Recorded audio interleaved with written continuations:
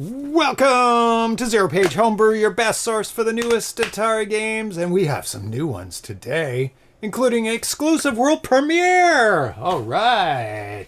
So, yeah, it's 2600 day. Let's pop this up onto the 2600. It has been delivered. We are going to be playing 4 games today. Some new games, including the exclusive world premiere of Galactic Intrusion 2, the sequel. Oh, by Mirsad, Sarajlic, Kiki, PD, PH. We'll also be playing Contractors. And if you notice, the first part of Contractors is Contra. What could it be? Clever. We're also going to be playing Spice Harvester. Oh. The spice must flow. Oh. And we will make it flow in the game. Is it cloves? Is the spice in question cloves? It could be. If cloves are underground on a sand planet. I think that's where we get them. I think I might have to close that window. I think that will get rid of most of the noise. Most of it. Most, but not all of the noise. 95% of it. We'll have to talk louder. just be louder than the lawnmower. And we're going to be playing Batman Returns. That Batman. by He's always Alfred coming back. TDK. No matter how mad you make him. He just keeps coming back. Coming back. No, you won't. If I kept it open, you would have. I want to thank the Twitch subscribers who help support the show, including Drexel, who just resubscribed, even though he's on the list. He was a bit puzzled at what was going on there. I don't know what happened there. I didn't click any subscribe button. But he is subscribed because I he's on did the click list. a post that you're very proud of being 40 months button, so that's fine. Woohoo, I'm proud. ABD official, Alan Nefer, Armscar, Coder, Atari 94, Atari Age, Bachman 50, Bear Poca, Bruno Steck, Captain Class, Chelstone ML, Cheesy Wiz, Chitlala, Siri Reboot, Dionoid, Danusi, Dave M. Drexel, Dr. Mookows, Emudan, Eric Card, Gamma Dev, Great Defender, Ground Trooper, Alder Ju, Johnny WC, Computer Coder, Carl G, Haricat, Croc, 2600, developed for Land Express, Manny Sipati, Mark Yanis, Mark Spacing, Mike Soul, Mike Tal, Mem K. Smith, Mr. Zarno, Mr. Fix, Nostalgic, 26, and BR Pocock snuck in there while I was saying it. MK Smith, Mr. Zarno, Mr. Fix, Nostalgic, 26, Koag, our entrance, Ramus, E. Runner, Ghost, Penless, VG, Ravatuli, Ricardo Pim, Roycastler, Sick, Sweet, Smitty B, Spinley, S. Ramirez, D. Turn, T. Gadan, KTM, Events, Dragon, D. Tweenie, Vexer, X, Ken, X, 70. If you want to support the show, you can. Just like BR Pocock just did. Let him be an example for you all. 45 months BR Pocock is up to. There is some news. One piece of news. I bought a PAL C64. Ooh, that's funny that you said that. I was going to ask you about that earlier. I don't have it yet. I was going to say, have you considered getting a PAL C64? I'm not kidding either. Really? Yeah. Because just like 15 minutes ago. What? Yeah, when we were talking about the thing. Why would you think? Because I that thought about it one? in previous days. I thought, like we do NTSC is like kind of the standard that for the games that we end up playing, because that's what we've got. We live in right? NTSC land. Most of the systems we play are NTSC because that's how it ends up. But the Atari 8-bit, almost all the games are made in PAL, because that's where most of the development seems to be happening in Europe. And it's also the case for a C64. Almost all the new development is in Europe. Do you need a special power supply to run 50? Well, you don't. Hertz? No, you just use your local power supply, and it's what's outputs, and it outputs exactly the same for a PAL, or because it takes like 5 plus 5 minus 5 plus 12 minus 12 1 2 I don't 3, mean the 4 voltage. I mean the frequency. I mean, in PAL land they have 50 hertz. In NTSC land we have 60 hertz. But that's controlled by the power supply. That's the power supply, or and that's the supplied plug, and the plug you need, right? Yeah. So if you buy a PAL C64 and you get a power supply with it over here, you don't use that power supply. Yeah. You use an NTSC power supply, and the output at the end of it will be fine because they're both fine. All right. But yeah, and the reason... Well, I guess it's being fed DC. The yes. block is converting it to DC, Yes. so the clock has nothing to do with the mains. No, and Okay, but the I'm dumb. output, the video output, that does matter. Yeah. Because the PAL one is outputting, again, a different frame rate. It's outputting 50 hertz, and ours outputs 60 hertz. So you need a little special box, an upscaler, which, you know, I'm upscaling all this anyway, and it can handle PAL and NTSC. And it just translates it to either HD or now the new one's 4K. But a lot of people program in PAL games because there's more resolution. And people generally don't really notice 50 frames a second and 60 frames a second. I mean, now... The amount of resolution, it's not insignificant either. Oh, it's God, substantially more. It's a lot more, yeah. It's huge. So they're like, hell yeah, bring it on. More resolution? That's super awesome. The lower frame rate, the same CPU speed gives you more time to work for each frame. And on the C64, the screen is fixed. On the C64. Oh, the border's just bigger. So it's not the same as an Atari 8-bit. So they get to this, they have the same resolution. So that's interesting. Express says you notice the difference with flicker. Notice the flicker? Oh. Because 25 frames versus 30 frames. Yeah, of full frames. I mean, it's doing, it's actually 60 and 50, but they're interlaced, blah, blah, blah, blah, blah. There's a whole bunch of stuff. You do notice the flicker. Interesting. Okay. Well, I'm getting one anyway. But I was scared because the post office and the postal workers are not getting along in Canada right now. No. They both want very different things. Quite far apart. And they've been arguing for 2 years now about these things. But they were set to go on strike today. And they did go on strike today. But they are just not doing overtime. So things will slow down. I thought they were going to go on full strike like they did not too long ago. But I think the last time the government said, get back to work. Stop being striking last time. Yeah, no contract. Yeah. So without contract for 2 years. But so the C64 will make it here just a little bit slower. So I will show it off to you when it gets here. Yeah, I was working on my... I shouldn't talk about that during the show. Here's some actual real news that doesn't involve me. So we've been waiting for... It was announced a couple months ago that the upgrade... Somebody will like me saying upgrade in the chat. You know who you are. Not mod. Upgrade. For that I have in my 2600 there.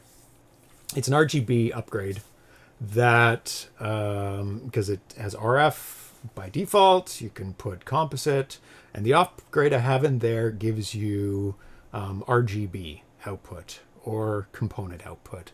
And that's what we use, and we'll be using that today. But it was discontinued quite a few years ago. But in the past few months, the developer of that board that gives you RGB said, hey, I'm making more. I'm like, yes, that's awesome. Not because I need one, because other people get them. But he also announced that he's fixing a bunch of stuff and that he's fixing the issue that I have with it, which is a color clock timing that it's off by a pixel. So sometimes things on the screen don't look quite right. And it's been confirmed that it is fixed on this new one. Nice. So he's developing right now. It was promised for April. Obviously that went past. There's been no update on the new time frame. But I think it's very close because somebody just released a new video showing off some of the new features of it. I think it was just screenshots before. Maybe it was video as well. But let's take a look at it. And I'm just going to mute it because it's just a voiceover, a robot voice. So he's got it running right now. I'll show you the board in a second. It doesn't look any different. You can pause And it, before, I think it just blanked the screen and made it just flicker and not process anything. But now it has an overlay, and I believe it outputs a constant frame, like a proper frame of video as well. Well, it has to, because it's saying paused on the screen. RGB plus some problems. The 3-letter word starting with M. No, it's not a banned word. It was just... well, it's actually... yeah, I think it was banned because... Not banned, but discouraged because of eBay, I think. Saying mod infers that you are modding a game system to be used for... PayPal, sorry. Well, they used to be one company. PayPal, because modding systems infers in a lot of things, you can run pirated stuff on this. Oh. Right? It's like we've jailbroken it, and you can load things on it. Words, yeah. But, okay. But I mean, even like the thing I put in my 4K Blu-ray player upstairs is a mod. Sure. In the full sense of the word, because I can play movies from all over the world now. Sure. Which is frowned upon. Jeez. Anyway, back to the story. So it can pause. It can do an overlay menu. Take a look at that. If his finger wasn't in the way. There we go. So before, it had a button on the back, and it would change palette colors. Okay. So you can have different palette colors. If you didn't like, there's like warm and cool and a whole bunch of stuff. But now it's an on-screen menu that you can go through. There's not full explanations of what sync fix means, but hopefully it's a nice, clean output without jitters that might help with, in some cases, with stabilization, especially with old games that weren't programmed properly, like classic games. There's like a ton of them, actually. More than you'd think. You can set the screen position, horizontal and vertical.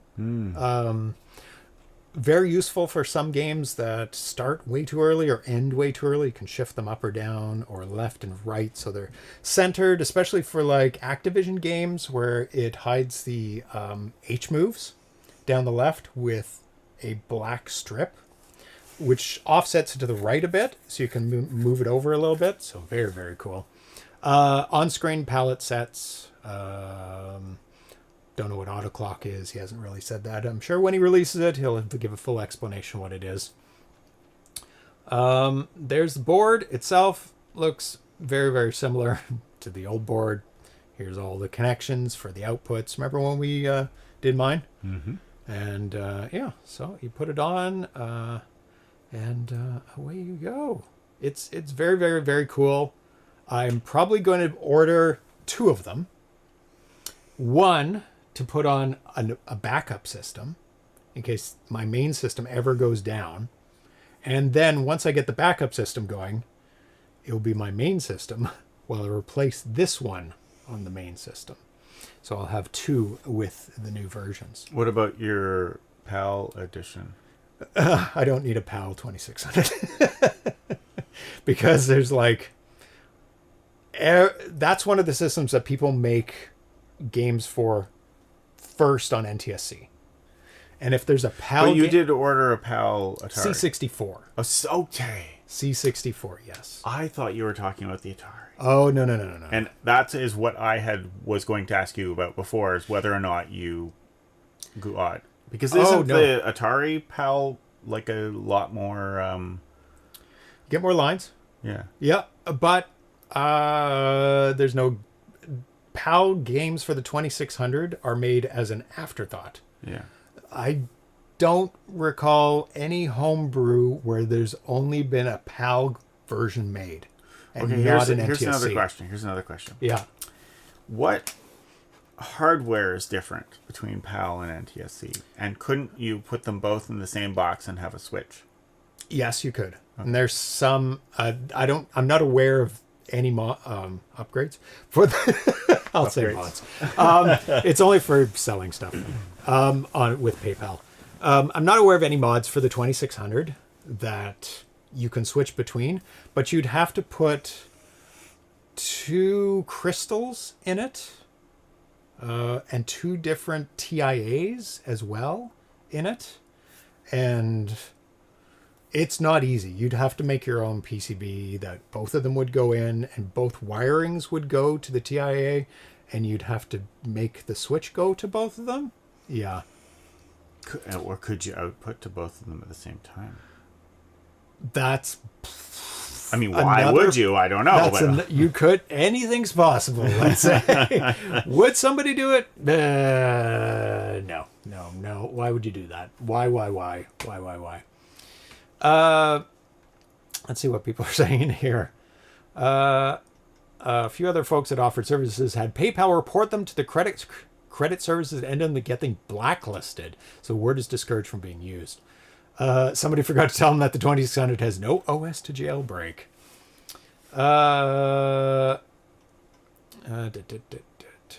Yeah, your public post that I was referencing that. I was just being silly.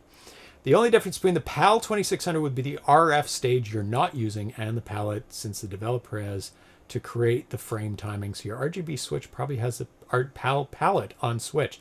It does have a PAL palette. Oh, interesting. CPU speed is also slightly different for a reason. Okay, so it is different. And that is the news. We'll be talking about some other stuff. I'm going to be talking about my broken 5200 trackball. If you remind me of that, if there's some lull in it.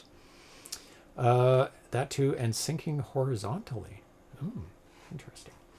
So let's get to the games. And the first game is Galactic Intrusion 2, a sequel to Galactic Intrusion, which we also premiered on the show. But before that... Cats. It's party time for kittens! Thanks to Nostalgic. Let's get some coasters. There you go. I have to get that other cat down here. Other cat!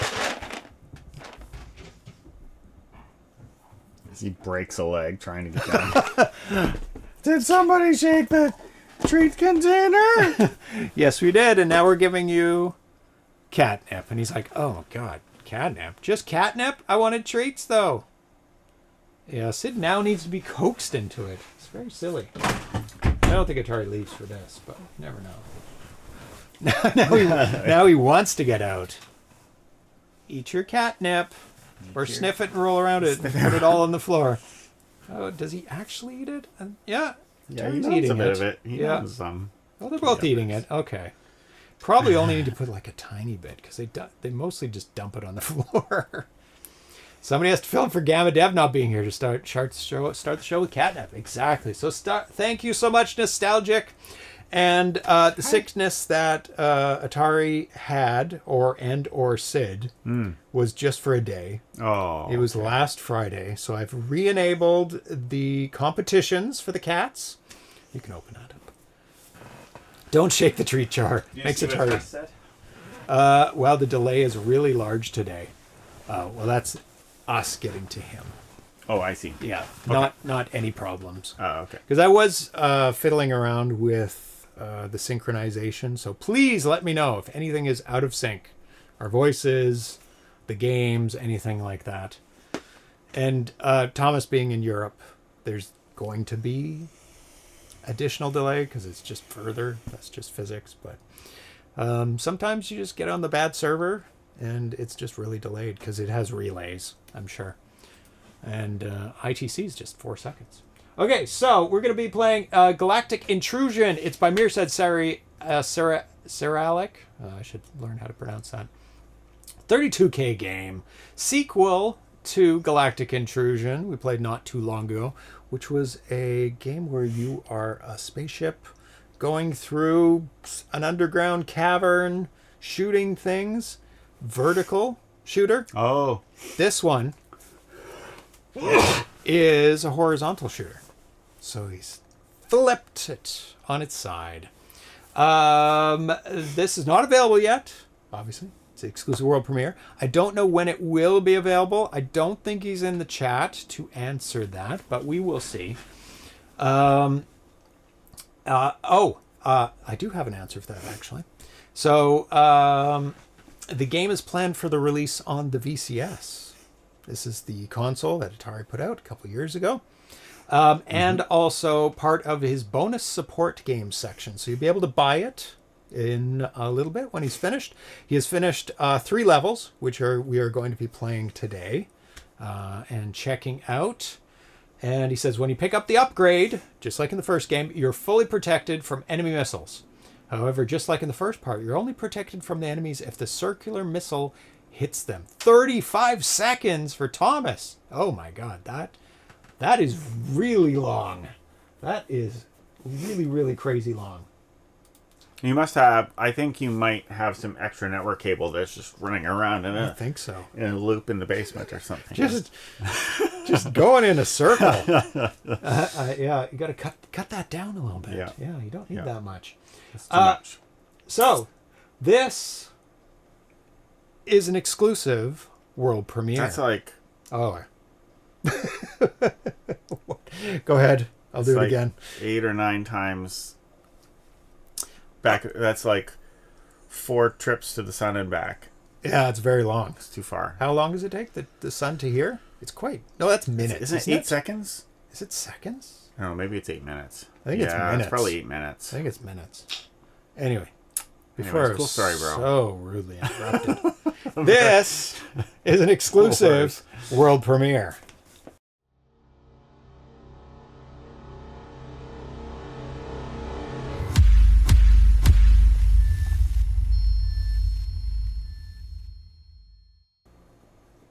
So Ivory Tower Collections thinks it's 12 minutes. That's I was pretty sure it was minutes. I thought I think 8. I thought it was 8. Sir, none of that. Okay, yeah. Reloading did help. But I'm going on like childhood memories, which sometimes they're wrong about. I don't think they'd be wrong about the fade, the speed of light, but maybe. Okay, so Galactic Intrusion 2. Always love to play his games. Yes, that's the one. So I don't know how much sound there is for this. So we will find out. So you can go ahead and start. Very nice title screen. Used Playfield. We're going to be talking a little bit about programming today, I think. Yeah, because I'm doing a new game. Are you working on anything? Possibly, maybe. Just some animation. That's all I've gotten to so far, and mostly it was mostly working on it not being animated at all. But I helped him out. We got it going. Apparently, thanks to James. Oh my.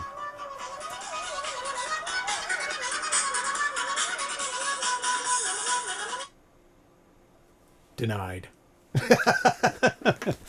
Okay, but we'll talk about apparently that. Apparently, you can't write to some. You can't write to labels. flipping. Yeah, there's certain things you just can't write to. Apparently, you can't read them. That was it. You can't read them. Yeah, Darcy was trying to read something, and it was reading something, all right. It was reading something. It was something that randomized once in a while. Yeah. So it was looking like it was working. It was looking like it was but working, it wasn't working. Not. That phone is not ZPH stream compliant. Nope. And yeah. Okay, let's do it. Let's get into it. Yeah, that title screen was done with Playfield. So it shows. I don't think there's any sound. No sound in the game yet. But that's fine. We'll have fun. So the top thing shows you. Oh God! I learned my lesson. Only one rocket at a time. How far along you are? Oh, in that's the game. cool.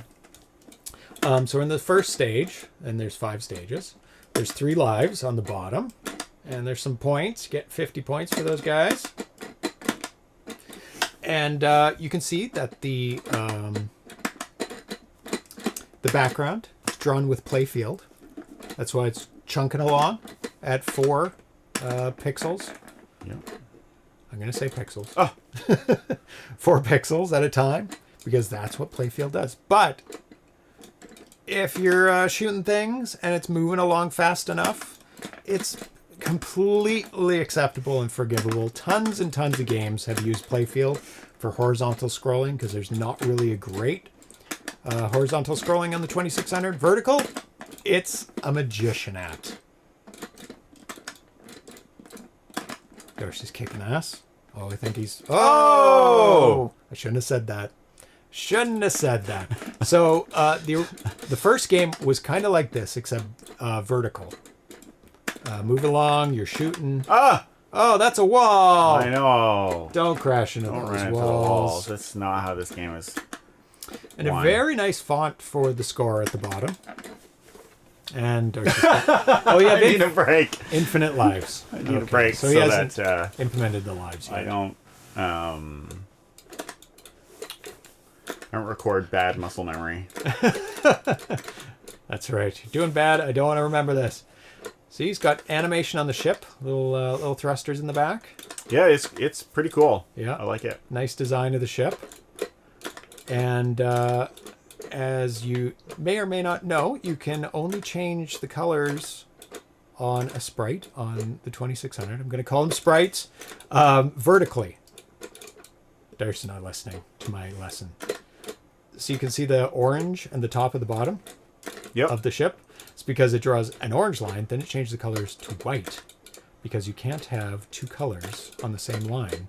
Unless you use both players, right? That is correct, but he's already using both players because he has enemies. And he doesn't want them to flicker? That is correct. And he wants them to be able to get close enough to each other. Yes. Oh my god. Different ships. And those are nicely shaded, Shaded, yeah. You can do some nice color tricks to make it appear more colorful than it is. Oh, tanks too. Oh, I was gonna say look out for the tank, but that wasn't my enemy. It was the wall. The wall at the bottom. So this bullet is extra tall.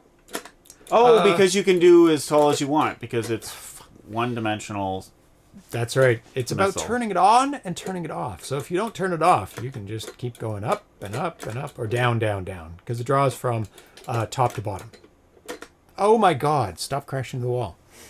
So you could use the ball to add an extra color to a line, like an eyeball or something. You can. And it takes, and the ball and the play field. See, Dakota Bits put that thought in my head. The ball and the play field share the same color. That's the only problem. Okay. So the eyeball would have to be playfield colored. Yeah, so right now...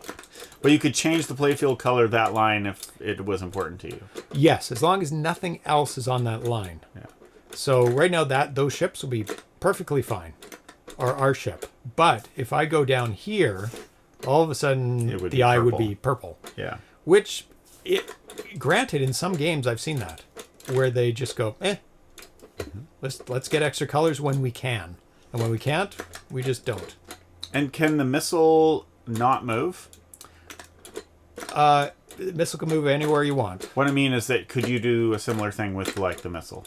Yes. To fill in things. You can. Okay. You can actually. Now the missile, obviously. Same color as the player. Same color as the player. And there's two players. But you could put it on the other player. The other player could have your color eyeball. Yes, that's the trick. You swap them. Yeah. So that you're using the other player's missile. Or you could use it to add texture. Well, this is what I was thinking. You use it to add texture to the playfield. Like if you have an obstacle and you want to give it an extra like pixel to make it look not so chunky. Yeah. You could use the ball and the missiles for that. You can use the ball, and that's a perfect example for using the ball. Because it's already the same color. It's forced to be the same color. So you could actually have a smooth scrolling play field by adding the ball and moving... Oh, to fill it in. Yeah, and every frame you move the ball one, and then every 4 frames you move the play field over, hiding, and the ball is hiding that chunkiness. And yeah, it's a perfect use for the ball. But that means you can only have that play field at once on the screen. So in this game, it would... I've made it to level 4, which is nothing.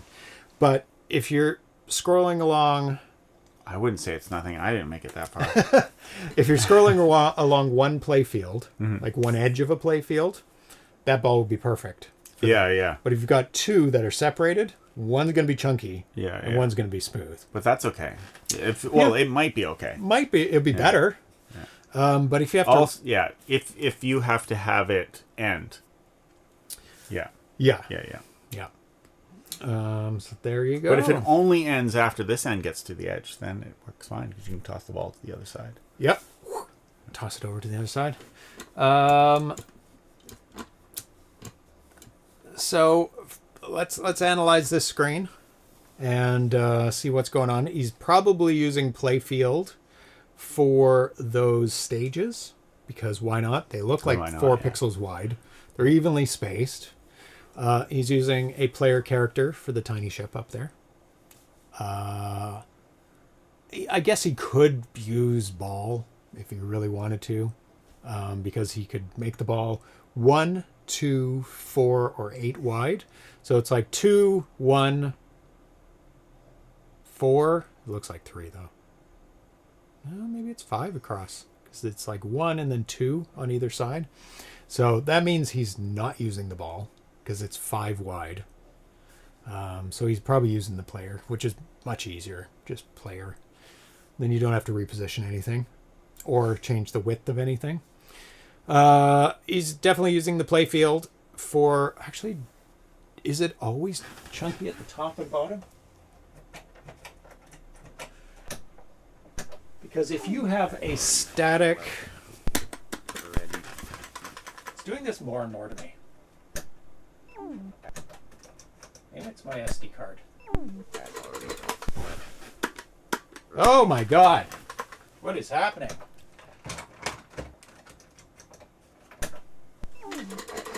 Never had it in the middle.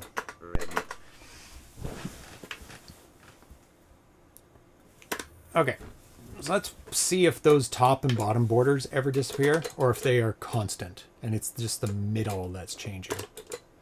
Because you could either draw that with playfield, which is... Or background. Yeah. But is it all the way across the screen? And then the rest of it... But that would mean that the black would have to be playfield too then, to cover up the background.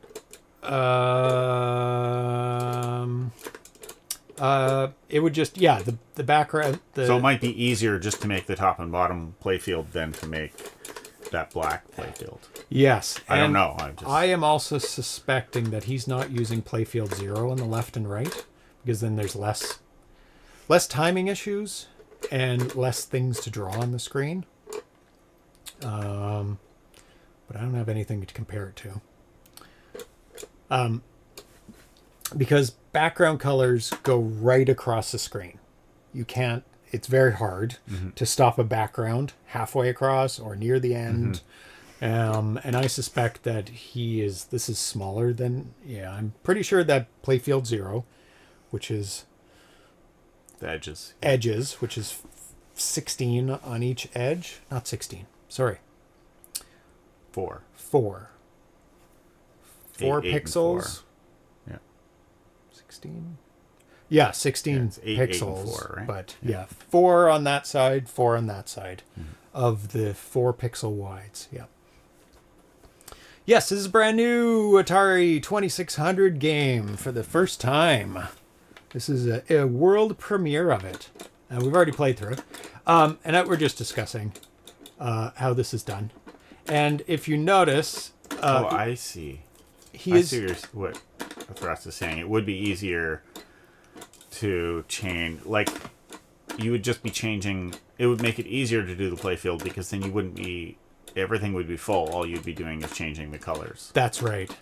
Yeah. I mean, background would be the same as well. But yeah, you don't need to reset it. It's either mirrored. It's probably mirrored. So that you have playfields on the ends, both ends.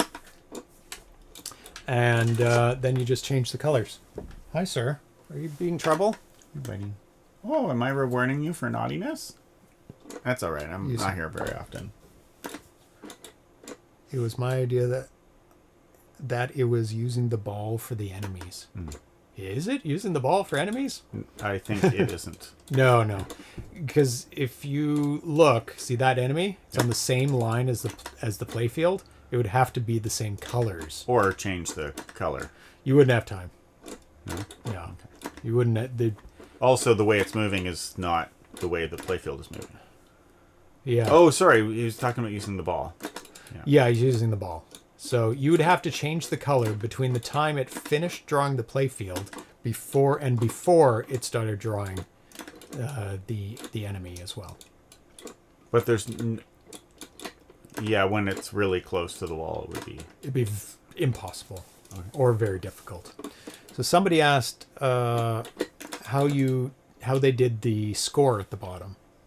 So it's 6 digits, which kind of gives a hint that it's the 2 player characters in triplicate, close.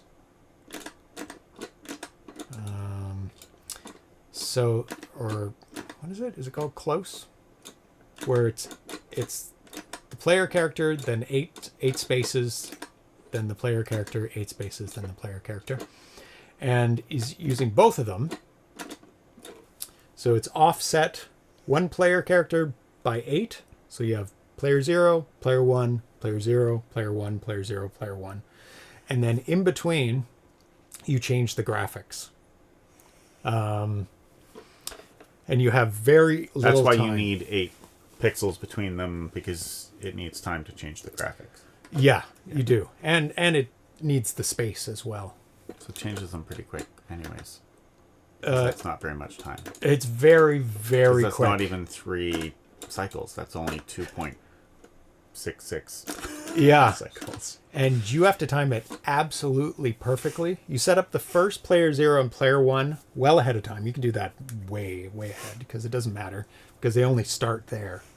And then as soon as you finish drawing player 0, you set up the next player 0.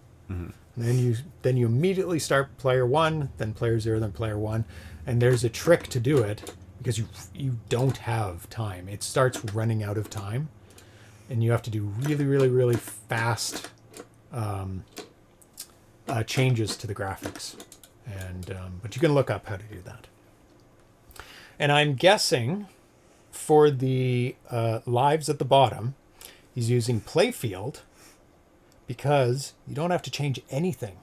It just does it all the way down because you're going to be busy sending the info for the score.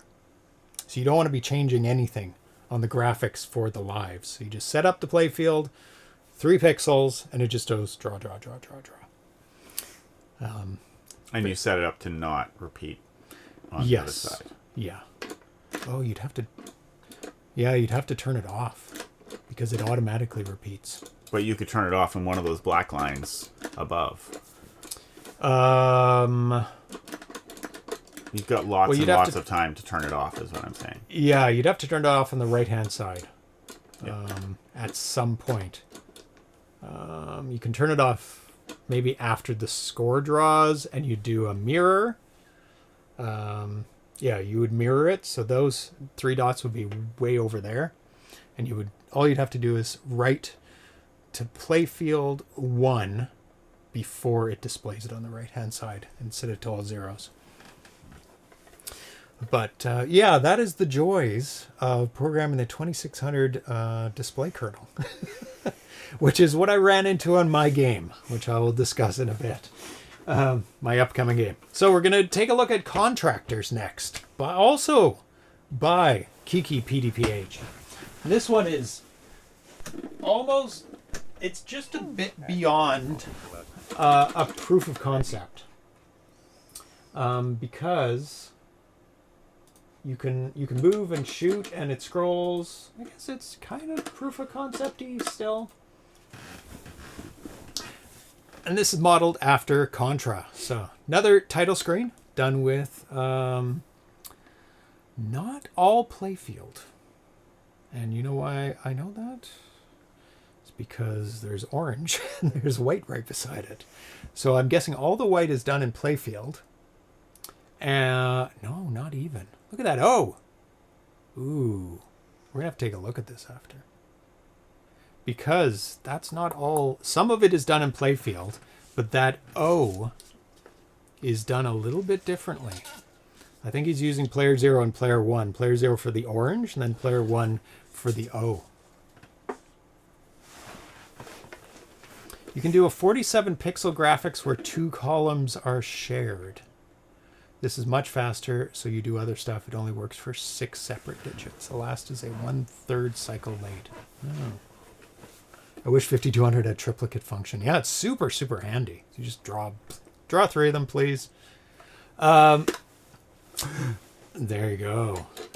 I can sense violence. Can you? It's the bandana. And the flapping bandana. Extremely good. This Super character cute. is very good. It's super cute. An excellent use of negative space. You can see. Ninja kick. Is it a ninja kick? It's a flip. No, it won't be kicking him. And he's crouching. And he's shooting. Yeah, the players look excellent. He's also using playfield, horizontal scrolling playfield in this game as well. And the color changes are amazing. So you can see he's got his hand on the gun. The gun's on a separate line where it's gray. His bandana's on a separate line. His hair's on a separate line. The pants are colored separately. Yeah, super, super well done. Mountains are static. You've got the jungle going by. If I had one criticism, it's that it's a little bit easy. You haven't even shown everything. What? We'll have to reset it after. But oh no, we don't. Okay, stop there. Press the button. Ho ho. No, now press the button again and down. Go down more. You're down down? more. Down more. Oh, you're in the water. And it's not a button, it's just pressing down. Oh, okay. So you go down, down. So 1 to duck, because you don't have 2 buttons on the 2600, so you have to, share some stuff there. And you can see his legs are in the water, Darcy. And what you do is you just stop writing the character. You just set it to nothing. Pixels to nothing. All of a sudden, he's in the water. Yeah.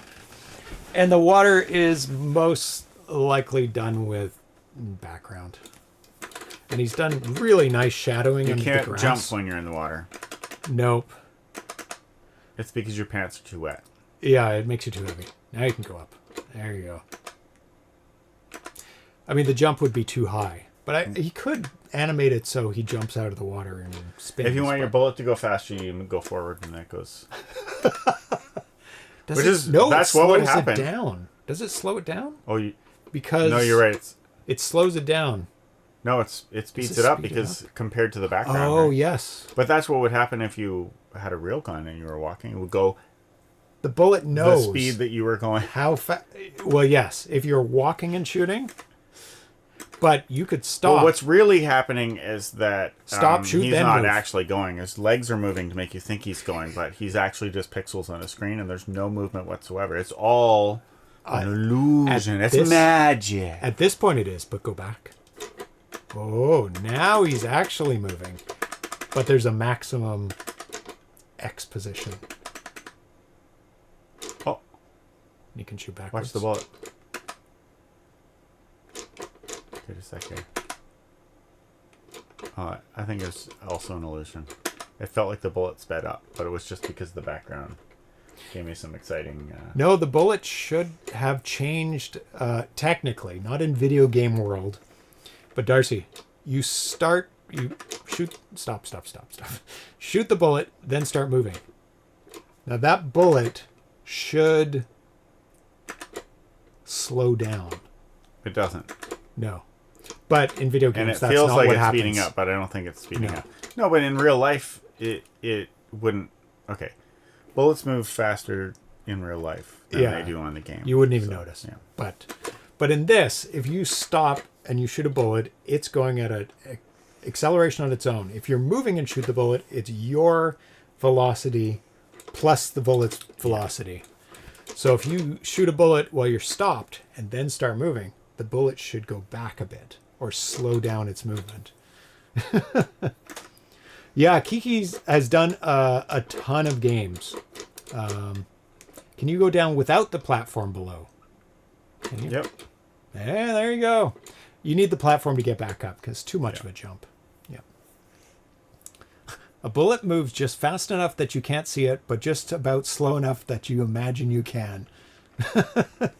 And that's a quote, apparently. It's a quote from Pierre Pocock. He's quoting himself. Quoting himself now, live, real time. It could also be turned into a Metal Slug game. It could. I mean, Metal Slug's known for its intense graphics, but so I don't think they would translate. But yeah, you could include a bunch of Metal Slug stuff. People that need to be rescued. So I'm really looking forward to this game. There was another game being made like Contra a couple years back, but it wasn't developed any further than just the basics. Oh, it was called Gorilla Fighter, Gorilla something, and it was actually you played a gorilla. Actually, go duck and shoot, and then stand up. No, while it's on the screen, so you can see now what pants. What is it using? What is it using for the bullet? Missile. The same missile is. Same missile, yeah. Hey, there's no stuff. Woo, some things. So I thought I would show this because it's super exciting. So you can move and jump. You can jump backwards. You can jump forwards. You can jump while moving. Can't get out of the water afterwards. So in Contra, there's bullet upgrades. There's. I wonder if I can reset. No. So none of the enemies shoot yet, but there are enemies on the screen. We'll have to reset to look at them again. It's actually two different enemies. I wasn't sure if they were enemies or just like... Jump on your head. Friends. Well, they're friends right now. They're not angry yet. It's player 2. It's just player 2. He was waiting for you up there. So they've got a guy in the water that actually emerges out of the water. It's very hard to see, but... and there we go. Turret. Multiple people. Yep. A turret that is going to fire at you eventually, and you can get different upgrades for your gun. Yeah. Looks really, really good. It does look awesome. Yeah. And already it's awesome. You just need the enemies to shoot. And then different scenarios, the different levels of Contra. So I don't know if he's going to go for kind of a one-to-one conversion, like map it out exactly the same. I hope. But, it's a 2600 version. You can do the layout differently, have different kinds of levels. But already just having this just one level is super awesome, especially if they can shoot back and you have to go in the water and I'm stuck. Super awesome. There's a delay between the cat cam and the main cam. Is there? Let's see.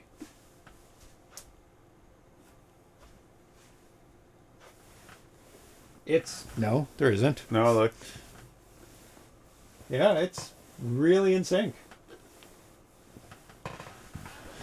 And how would you know? How did you know that what's happening in the cat cam and if we don't do this kind of weird thing? Hello, man. I did that. Okay, time to go on to the next game, which is Spice Harvester. This is a game made by somebody who's not in the Atari Age forums. So it popped up on my radar after somebody posted about it somewhere else, probably on social media. It's made by Atarimatt, whose name is Matt Shea, who did the game design and programming for it. And his company is called IdiotBox Games. And I got in contact with him, said, hey, your game looks interesting. I want to play it on my show. And he went, yes, awesome, let's do this. And it's his first ever game on the 2600. He has done a hack of a game before, but this is his first game from scratch. Awesome. He said, it's my first Atari 2600 game besides a hack I did of Dragonfire 2 or 3 years ago. I had no idea Atari Basic existed until around the holidays. I used to program little basic games back in the 80s on my dad's Commodore PET, Apple IIe, and I had an Atari 600 XL and a Commodore 128. He had them all. He had all three, the big ones, and North American big ones. As a teenager, I lost a lot of hours on those instead of going to school. Also, the artwork for Spice Harvester is from a painting my buddy Dirty Donny Gilles did for the game. I'm really stoked on how it all turned out. I've got another one in the works called Wastelander that I'll hopefully have done by the fall. He says, I have a guitar pedal company called IdiotBox Effects that's been going strong since 2011. I also run a DIY cassette label. Very cool. Since this game turned out so cool, I decided to start up a DIY video game label to put out physical copies of games. So he is selling this game on cartridge that other hobby programmers have come up with. So he's planning on selling other people's games too. I don't keep up with the forums or anything like that, so I have no idea what's going on in that realm. I have fun putting out stuff that I think is cool. Now, I ran across this guy. Somebody posted his game. I went to his site, and then I started looking around who he is, because I thought, oh, maybe he's on the forums, because I always like see if the person's on the forums. And he is not on the forums, as he said. But I found out I already knew about him because he's a musician. Oh. And he composes on the Atari 2600 music. He says, I've been making music for almost 20 years using 2 reprogrammed synth carts. And that's a cartridge you can buy from Atari Age, put it into the 2600, and you can play notes and stuff. And I think you can do tracking with it. If it wasn't for Al at Atari Age burning me carts back then, 20 years ago, it would never have gotten me where it is today. So I'm going to play a video of him playing the Atari 2600 as an instrument. So this is Atarimatt playing the song Zingers Are Delicious live at the 2019 Houston Arcade Expo.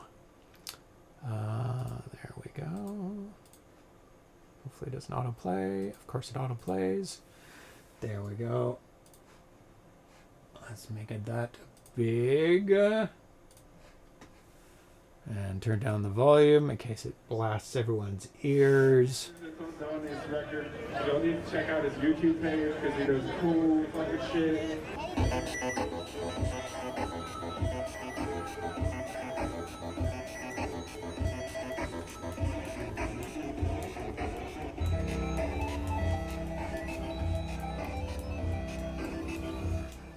There's Atarimatt. He's got his 2600 there. He's got a stop your tapping.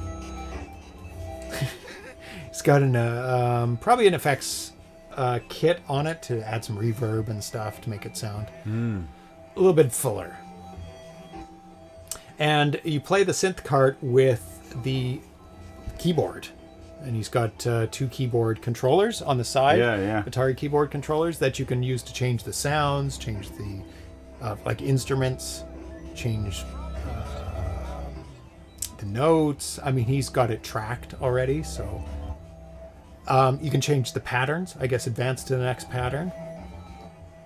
And the synth cart also has some visualization while it's playing. So might as well show some stuff on the screen. But it's got 2 different outputs. Is he running 2 at the same time? That's what I was just thinking. Because those outputs are different. So well, didn't you say he was doing it with 2? When you read it, he said 2. He said he was running 2. Wow. Like on the thing that you read.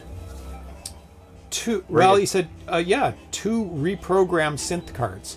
So they are specially reprogrammed just for him. I guess I don't know much about the synth card, but I'm guessing they can be hooked up together, 2 2600s, so that they're timed, or he probably just starts them at the same time, which is much easier to do. It would explain why he is participating. Yes. Because otherwise, it would just be I don't know if that's true, but The synth cart might be another use case for the Keyportari. Oh, yeah. You would have to reprogram the Keyportari so that it can accept other inputs. I mean, you've already got the keyboard. No, you've got the other keyboard working. So yeah, it would be a very good use case because having a keyboard, like space for start and stop, yeah, that would be awesome. Power stripper is simpler than gen locking. Power strip? Yeah, it is very cool to see in action. Oh, he's got a fog machine! Yeah, I've seen like an Atari turned into a Keytari as well, where they've slapped an Atari 2600 and had all the had multiple controls at the top and bottom. Very, very cool. Okay. Super awesome. So now we're going to, as far as syncing them up, yeah. Power strip, like just turning them both on at the same time. Guess if it has autoplay set to go, then you're good to go. Okay, so let's get into his game. Actually, let's read a bit about his game first, because I haven't typed that out in my notes. And you'll be able to see what his page is to order the game as well. So there it is, Spice Harvester, $30 for the cartridge and box, I believe, because it shows a box. There you go. Spice Harvester. those worms are sufficiently different from a different type of worm that I've seen to make them They are legally distinct. distinct. Yes. Let's say. Spice Harvester compatible with all the things and 2600 plus and 7800 plus. So you must have one or had somebody test it for him. Or just wrote it because why not? Yeah. Well, you have to make sure that it is compatible with those because they are right now. They don't play all the games. Yeah. Harvest precious spice from the harsh desert. But beware, the worm is always watching. Mining space will draw its attention. So when you see worm sign, you better move fast. The worm defends the spice at all costs, and getting too close means certain doom. Survive as many levels as you can and go for the high score.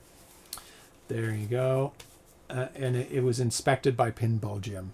Something was inspected. Spice Harvester. I'm going to make that a little bit bigger for everyone out there. And us.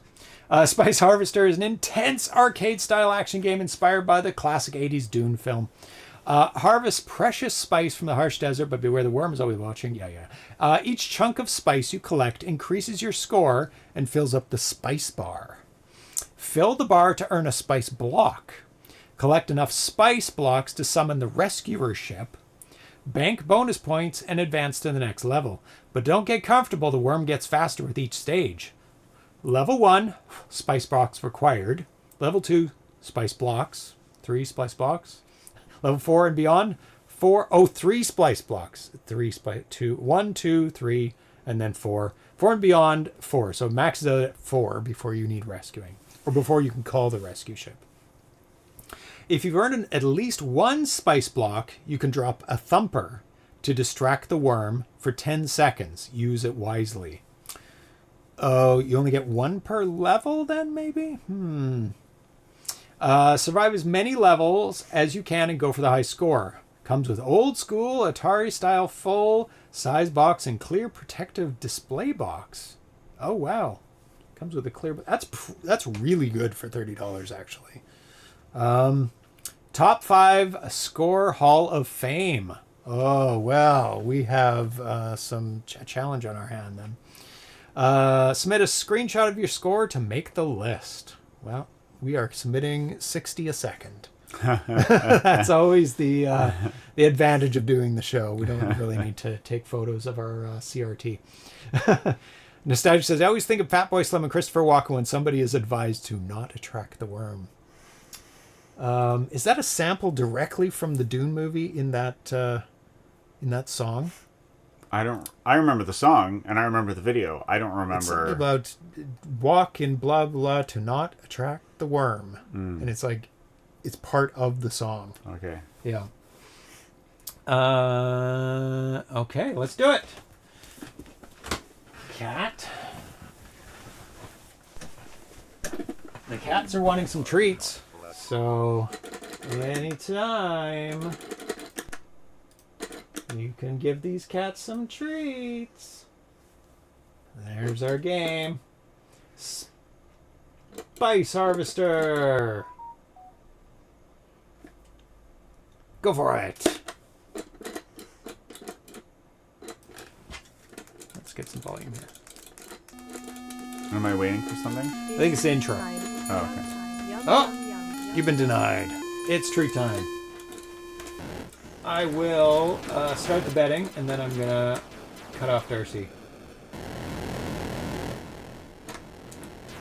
Okay. I think I got the spice. Treat time, kittens. Start the predictions. Okay, you're cut off. We'll come back to this. I'll be dead! I'll be dead! You might be dead. My pixels will not survive! All my pixels. Thank you, Nostalgic. Okay, kittens. It's treat time soon. Are you excited? Oh, we've already got some for Atari 1 Plus. It has been a while. So Atari might be really, really, really excited about getting some treats here. Let's get the bells out. Darcy's on treat patrol. I will get the score up on the screen, so I'm ready to record these cats. Oh, we've got some bets on SID 1, 2. Oh, some just came in on SID 3 and 4. Nobody's going for SID 5 Plus yet. Nobody believes in you to have a triumphant win. Oh, but 3 to 4 is triumphant win. It's fairly 1 triumphant. to 2 is also triumphant. Oh, there we go. We're covered. SID 5 Plus. If you want to take part, it is using... It's free. You just click on predict at the top, pick your cat. This is Atari. This is Sid. They have to ring the bell 10 times. Once they get to 10, they win. And each time they ring it, they get a treat. Every That's why time they play ring it, they win. Yes. They win a treat. These cats win every time they play. Beast. And so you can do the over-under on Sid and Atari. Sid is he's a little bit better than Atari at this game. So that's why there's more latitude on how many Sid can get. Did you see that Atari just rang the bell? Did he fake ring the bell? Did He you rang fake the ring the bell? He was all like, ding! Oh, he's eager. He's eager then. Do we normally leave those on the floor during this time? Because he totally rang that bell and he was all That's like, not a ding, ding, ding, ding, ding, ding. ding, ding, ding, ding, 5, 4, 3, ready, 2, 1. It's treat time for cats. Okay, ready, cats. Atari's off to the races with a 1 point. Oh, Sid's off to the races too. It's tied at 1 point. 1 point each. They're chewing them up. They savor the first one. After this, it's full on swallowing. Oops. That is 2 for Atari. Wow, Atari's ahead. Can he maintain the lead? He has to keep maintaining it. Oh, that was... Oh my god, it's 3 for Atari. 1 more for Sid. 3 to 2 for Atari. Atari's in the lead. There you go. That was a soft one, but it counted. We heard it. Uh-oh. Oh, now this is not good. There's been a major error made that luckily Atari's in the lead. And he's back. And he's got it. He's up to 5 points. He's maintained his 2 point lead. Even after going outside. Which is a mistake on the judge's part, but luckily Atari doesn't have any over-unders. He's just a straight-up win. He's still maintaining his 2 point lead. Oh, that's a soft one, but it did count. Atari's back at the bell. He's maintaining his 2 point lead quite heartily. Oh, that was not counting. There we go. It's 6. Oh, 8 to 6 for Atari. This is crazy. Erlen must not be watching the show because this does not happen when Erlen watches the show or when he's here. There we go. Still maintained. It is a game point for Atari. This is crazy. This is absolutely crazy. There we go. It's going to win by 2. Oh my god, what an upset 2 point win. I did say that we haven't played this in a while and Atari looked hungry. And all that with an accidental leaving of the arena, which is a That's almost another point. That could have been another point. He left the arena, went outside, Had a smoke. had a smoke, came back in, and still won. That is unbelievable. Good kitties. And BR Pocock, in celebration, gifted a sub to Archie VDC. Thank you so much, BR Pocock. So let's see who had faith in Atari. Let's see who thought Atari could pull this off. Let's choose the outcome. It is Atari with the win. Who thought Atari would win? Huge faith. Massive amount of faith in Atari from Ivory Tower Collections. He gets to keep all of it with a ratio of 4-1. Oh my goodness. 8,000 bits go to Ivory Tower Collections. Beer Poker says, I usually bet on Atari, but I was so heavily in his favor I didn't. Oh, the betting scared off BR Pocock. He did put down quite a lot of bet.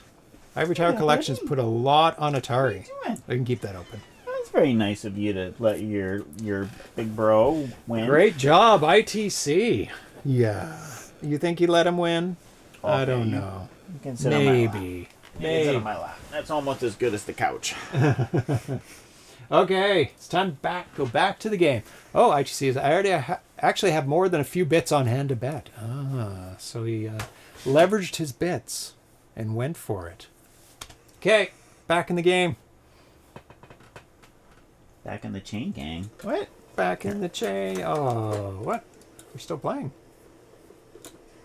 Guess that, because the worm goes to the spice. Oh, it's not disturbed unless I'm getting the spice, mining the spices. Oh, But also it goes to the spice to eat. It'll eat the spice. right. Yeah. But I guess it doesn't go after you. It's all like nom nom nom nom nom.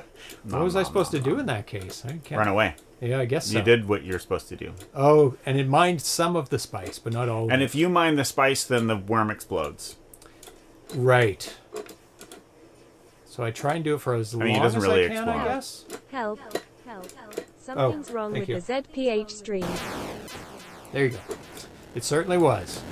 You not seeing anything was not a good thing. Oh.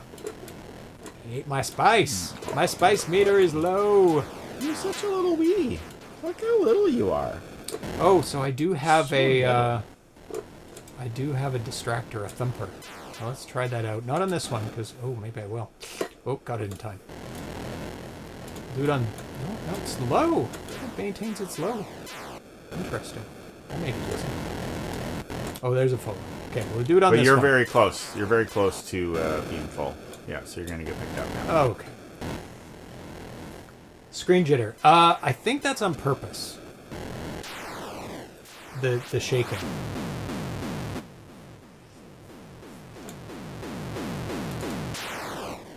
Because I don't know. It may not be on purpose, but I think it is because it is like you're thumping the ground. So let's put out a thumper on this one. No, not this one, 'cause I got that one quick. The next full one I'll put to distract you. Okay. It didn't work. Oh, I haven't earned one yet. Oh, that's why. How do you earn them? It says I have to. I can't remember. You have to get enough spice to earn it.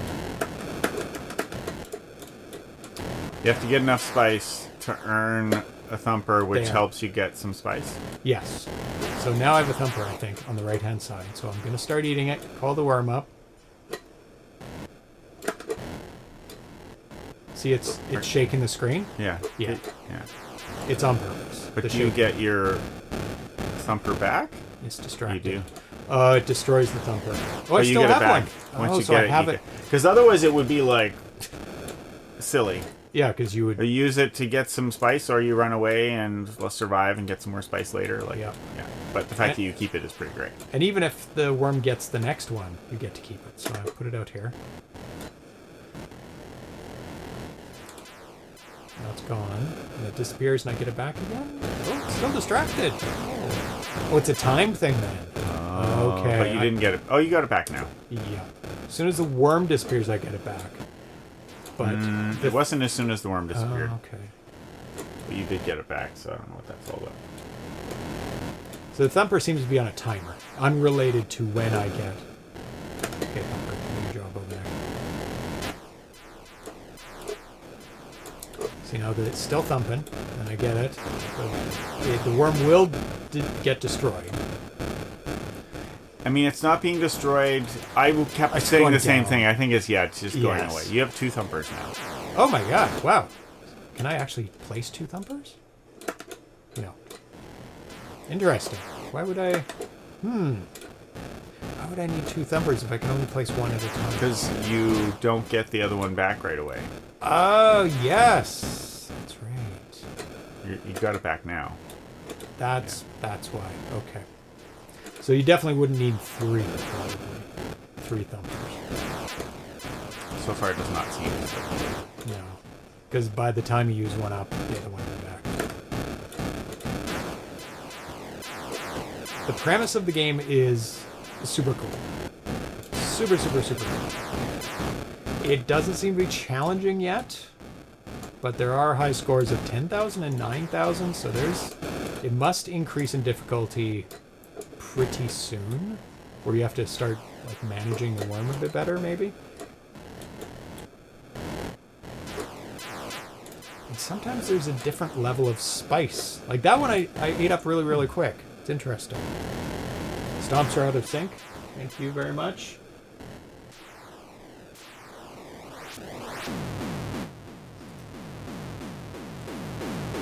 I will fix that. Luckily this game doesn't, don't have to worry about, is it in sync? I'll watch. I'll move the... I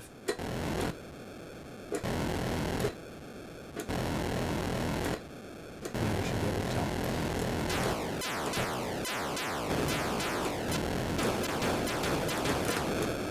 Oh, I don't have a thumper, so I had to do that anyway. Thumper, just have to run away. Luckily, he doesn't go after me. He does if I'm close to it. Watch. Maybe I shouldn't do that. I shouldn't tempt fate. But if you get too close to the worm while it's eating it, he'll go after you instead, Yeah, which that's is good. that's really cool. Yeah. So it's not directly attracted; it's attracted to you and the thumper. I don't get a thumper yet. Now we do. Over here. Over there. Go eat that. Go check out that thumper. These are higher than before. Oh, so it increases. It gets harder and harder. Is that the end of the game? No, it is. Flashy. Old school arcade flashing. Very cool. Okay, I did make a huge mistake. What was that? You died once? Yes. Yeah, I waited too long to run away. It's introing. Mm-hmm. Is that music from the movie? It's been a long time since I've watched the original Dune.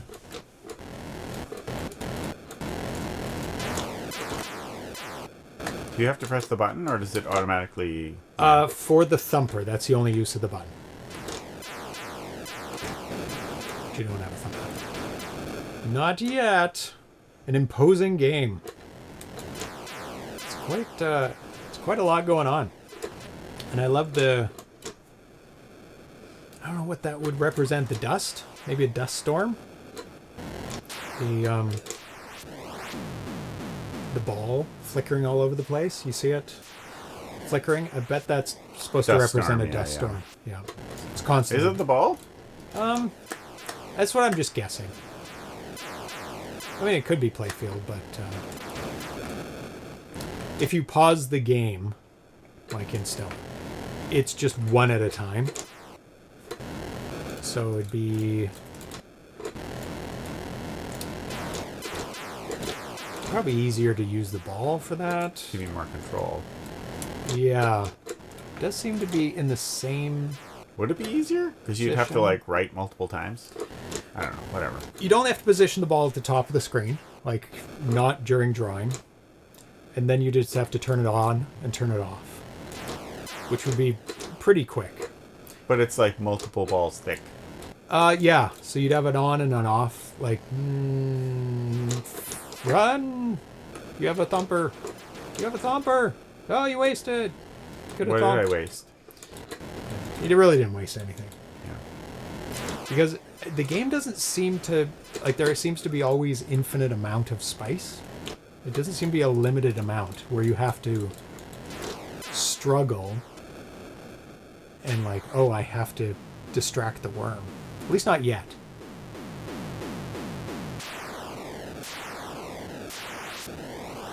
Get back out there. All right. So, while Darcy's playing this, I I'm don't gonna have... don't have a thumper yet. Run! Whoa! Luckily, you're the same speed as him right now. I think in the No, he actually was gaining on me. Was I think. he? Yeah. Oh boy. See? Oh, he was. Oh my god. But I got far enough away, and he was all like, "I've lost interest in you. I'm going to go hump this spice." I'm going for the high score now. What is the high score? You were very close. Close-ish. I made tactical errors by sticking around the spice too long when I don't need to at all. There's no limit to the amount of spice, it seems.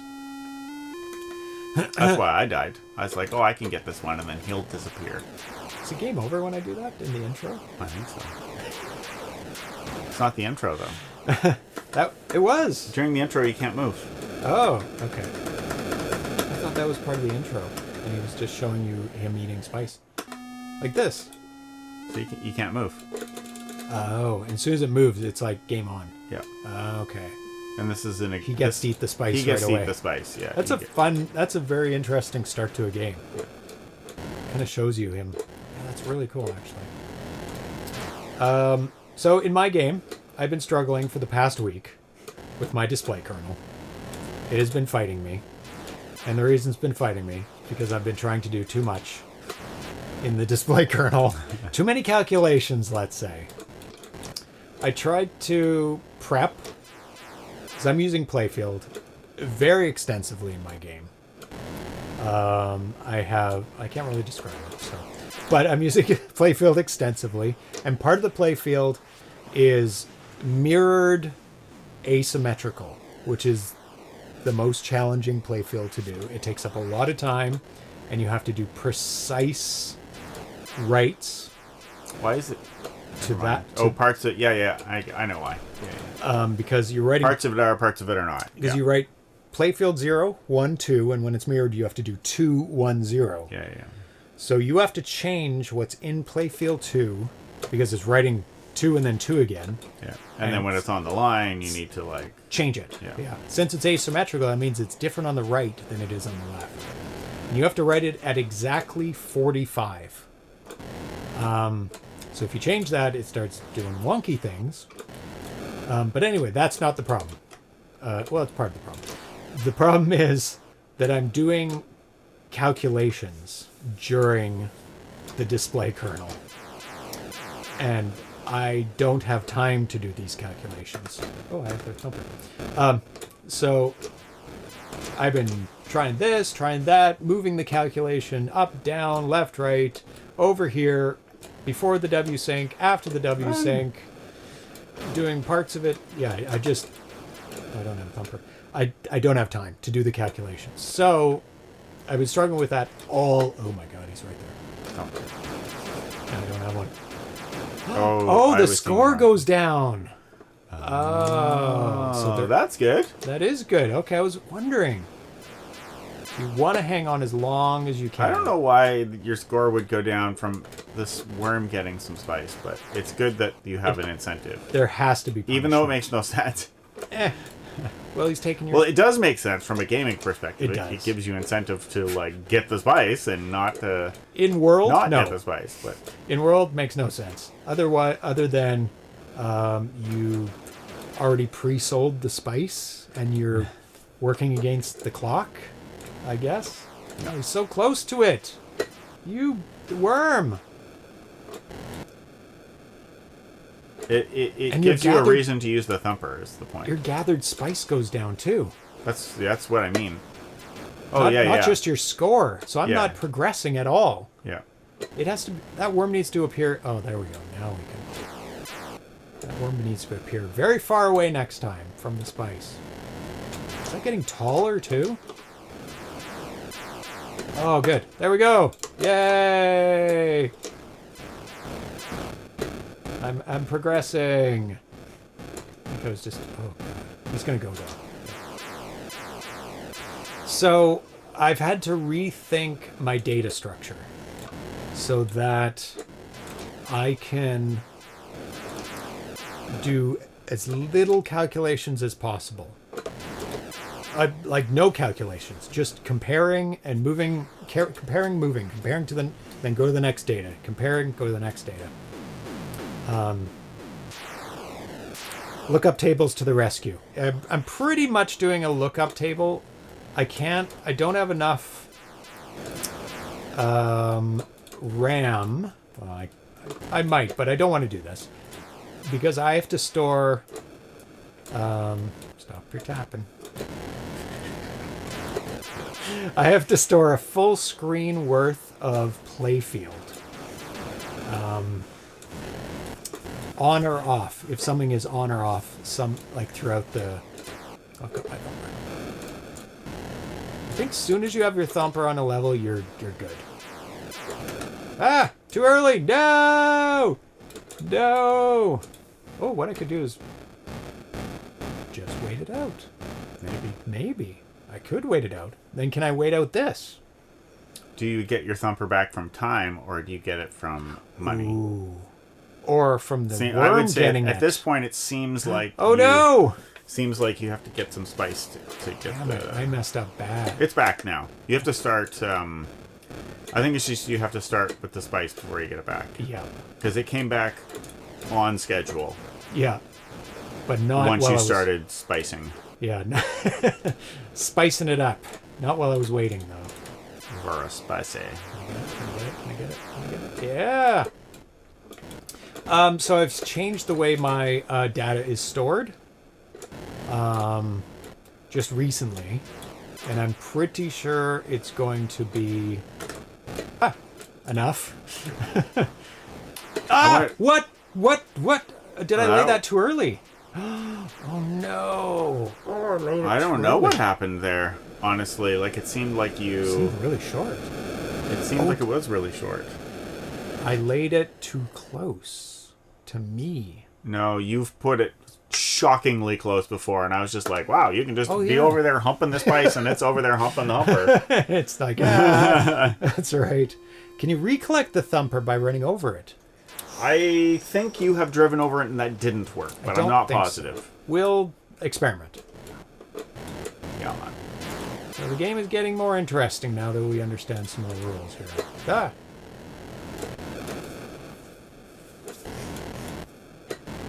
You definitely want to stay as long as possible over top of it, because he will take your... He doesn't just take your future earnings, he takes your past earnings. Takes your spice away. Yeah. Past and future. Yeah. I've redone my data so that I can just like cycle through it. Like just do a decrement, go to the next one, compare, decrement, compare, decrement. So it should be fast enough. I haven't put it into practice, but in my mind, it works. And that's what's important. Yeah, I was doing very, very silly, complex calculations. What's happening? I don't know. It's acting different. Like that. It does feel like it's acting different, yeah.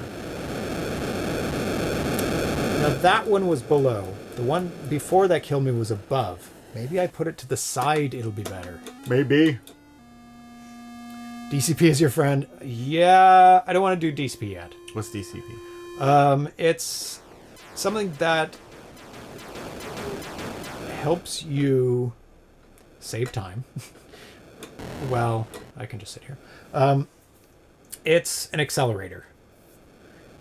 So that you can read data quicker. I'm not an expert on it, but I better not talk about DCP. I know it uses the ARM chip. DCP is part of the ARM. It is. I don't know enough to talk about it without sounding like a fool.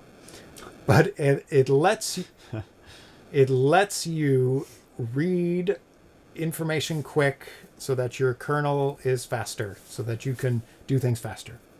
It's cheating. That's the beginning and end of it. It's all cheating from DCP onward.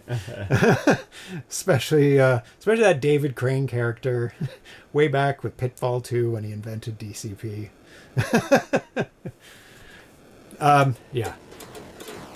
It makes things so you can run things faster.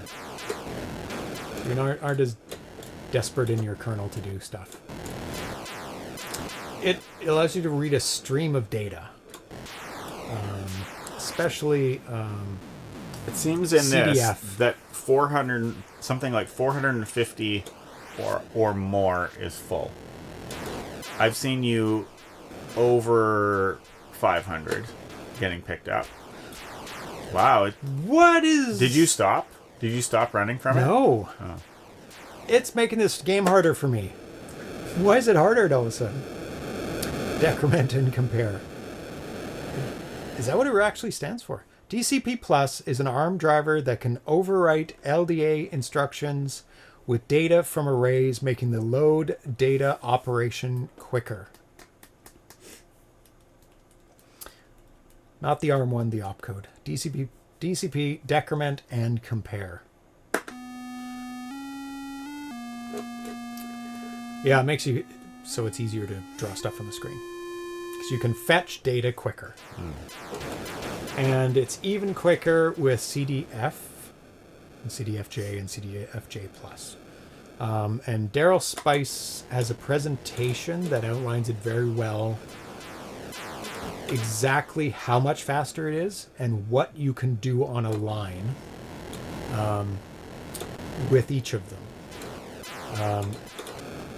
Like say he compares without DCP, like just plain vanilla kernels. You can do you can write both the players on a line. You have enough time to write them and change their position change their color. But you can't do playfield. Or you can do playfield and change the position of one of the characters. Like there's a trade-off. You have to pick. But with DCP, you can do this, this, this, and this. And so you can make more colorful games or involve more things in your kernel. Then with CDFJ, you can do almost everything on one line. You still do have to prepare your data properly so it's read in a stream. So the issue I'm having wouldn't be solved with DCP necessarily. I still have to prepare my data properly if I was going to use DCP or DCP Plus. Get out of here. I think I was too close to him. I was closer to him than the Spice was, and he was distracted by me. And he just kept chasing me. Oh, good. So I have to I'm cutting it too close with the worm. I think that's the issue. You need to return to a time when you didn't realize that it was so imperative that the worm not eat your spice. Yes. You did better when you didn't know how much it was hurting It's just you. go ahead, eat the spice. I don't care. It would not be the first time that happened. Yep. Where you play better without knowing things in the game? Yeah. What makes them illegal opcodes? Well, they're first of all undocumented. They're not in the original code.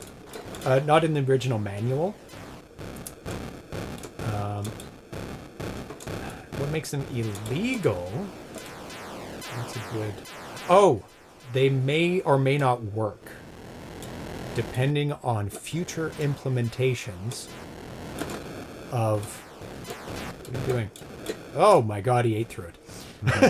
And it didn't kill him. What is happening?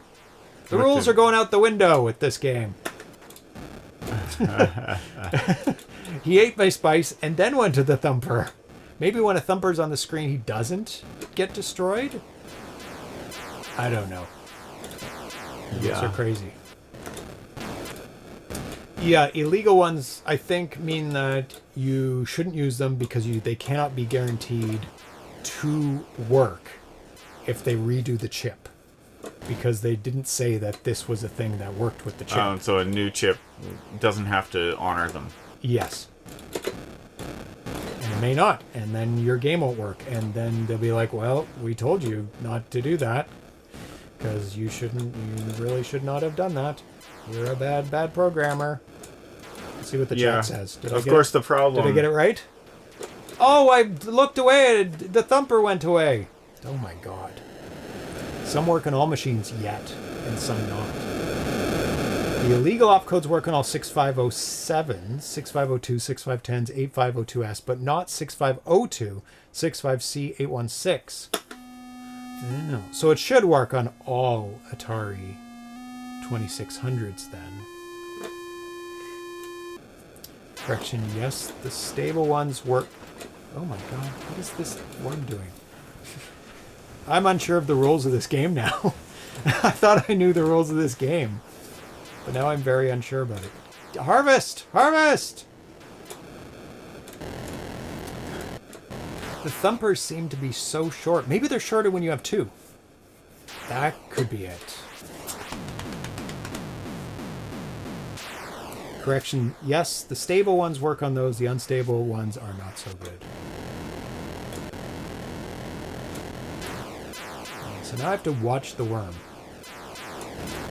In case it's being naughty with the thumper and the thumper runs out. Which means I need to put the thumper like far away from where I'm getting it. Because if the thumper runs out, the worm's heading straight over to me. And I don't have enough time to react, especially if he's faster. So I have to maintain enough of a distance that he'll go after the new thumper and not me. Would it be better to lay the thumper down first? Far away as you're heading to it. That may be a tactic.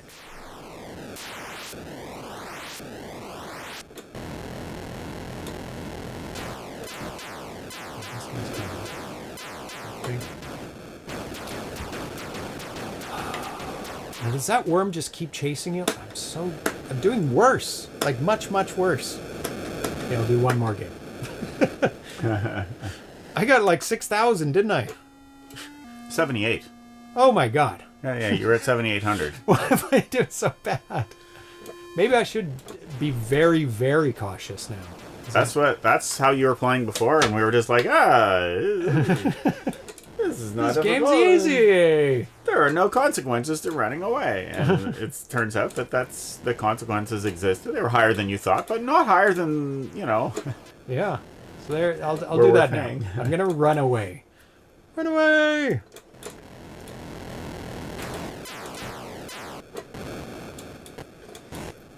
What does DCP? What does DCP do? What does Lax do? And what does Sax do? DCP is the extra helper chip. The other ones are commands. What does Lax do? And what does Sax do? Those I don't know. Well, PR Popecock does. He can answer in the chat. Run! DCP is decrement and compare. Yeah.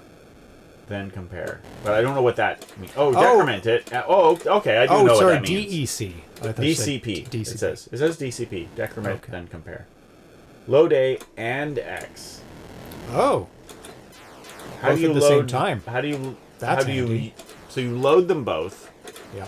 And then you can give...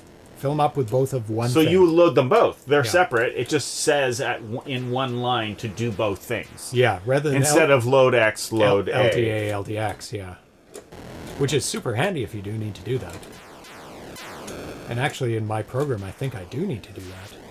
Should I use the because it uses less processor time to do one command. Yeah, it seems like you should not use it, and then if you can't do your thing without using it, use it. That would be probably the best. But also, the question is, if you should ever use it, then why not always use it? You should either never use it or always use it. That's what I would think. It's like it's either bad. Okay, which or is good. it? Which is it, chat? Is it never use it or always use it? Oh God. Because if it's if it's always use it, why?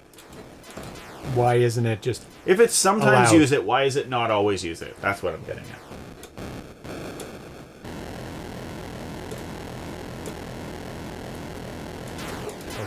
I can do this. Eat it.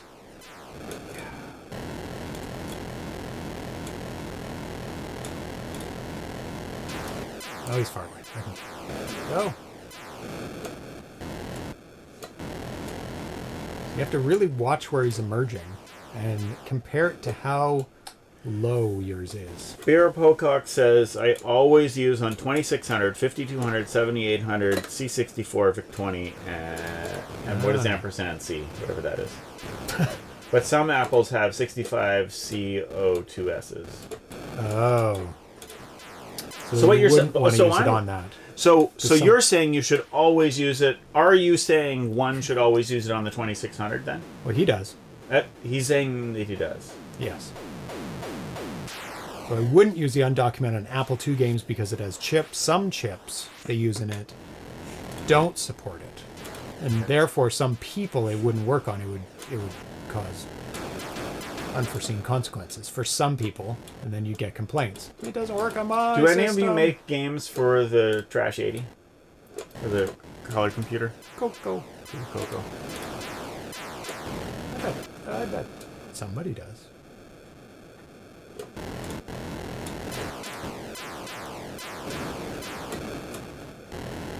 Or somebody has.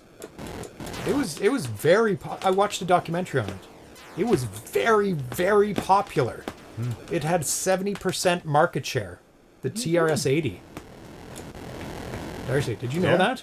70%. When was that it had that? Because I remember we knew people, like my dad had friends who had TSR-80, and Yeah. I had at least one friend who had one, and we had a neighbor who had one, and Yeah.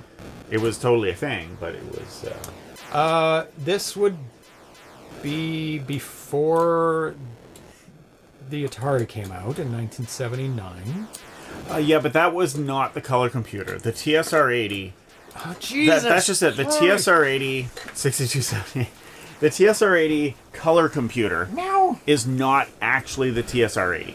TRS-80. TRS-80. The TRS-80.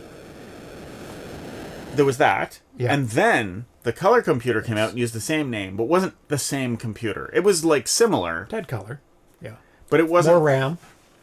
But it, The original TSR-80 was nope. It's not D&D. TRS-80. TRS. I don't know why I'm saying it wrong suddenly. TRS-80. Stop it. I want to play again. Terrible.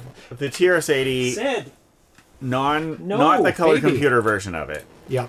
was That's what you yeah, had. it was very popular. That's Did the you have- box thing I want, but that's not what I had. What I You had had a was a color. color computer. Okay. And ours was like upgraded to 16K from 4. So I'm gonna get kicked out, Sid. He's fine in there, but just him getting. he's on just this. playing games. He's just playing with the consoles. That's what they're for. He wants to play games on the other consoles. Tandy Radio Shack? Is that what it stands for? Not trash. That's just haters saying it was trash. I'm It was cool. using it because that's what people said about it, and I told them I had one. There was some big limitation when you're drawing the screen with it. I remember from the documentary, and that was its really, really big failing. I can't remember what it was. Like, you couldn't do something while drawing. But other than that, it was very, very capable. Run! You have to be further from it than it is from the spice. Oh, and if you Something can't like that. accomplish that without dragging it away from the spice, yeah. So that's why you are so much better Okay. off by running away from it early Yeah. and letting it eat the spice, because Oh my gosh. then it will be closer to the spice. Yes. Whereas if you leave it to the last second, the You're chance dead. of it being closer to you, it goes way up. I have to wait for one that's very far away. And also the direction it's heading also matters. I think you'd really like the documentary that I watched. Yeah, we had watch it. Radio Shack. It was Radio Shack In when we Canada? first got it. Yeah. Oh, branded with Radio Shack? Yeah. Did they change branding? It was for sure Radio Shack when we first got ours. Yeah. All right. And then Tandy was like the new word. Like when I got mine, it was Radio Shack. Anyways.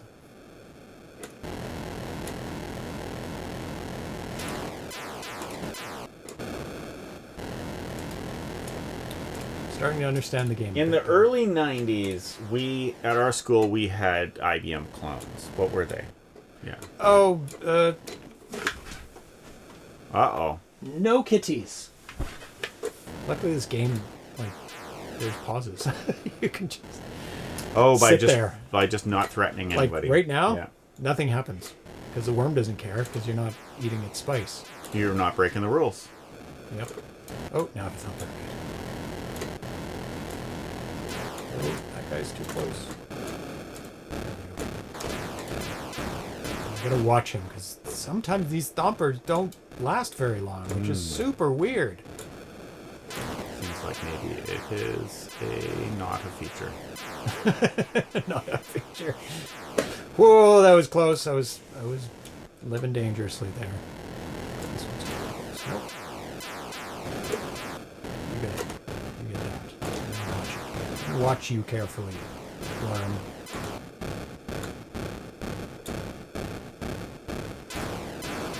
Actually, the best position you can be in. I'm so scared of that worm. He's so close. Is like right now because he has to disappear. So I might as well put one out, right? Like really early?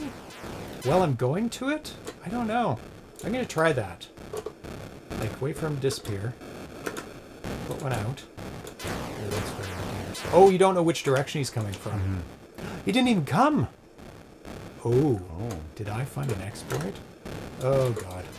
That was a mistake. I like that that he consumes the spice just by Nom. going past it. That is good. Like there's a procedure in the game. It's like if he touches it, it just goes down.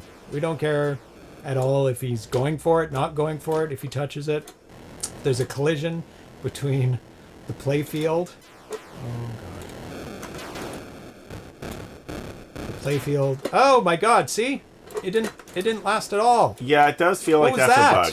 It does Whoa. feel like that's not how it's supposed Maybe to it work. was defective. Or maybe it's just a function that they're always random, and there's a chance that the randomness will be real short. Maybe.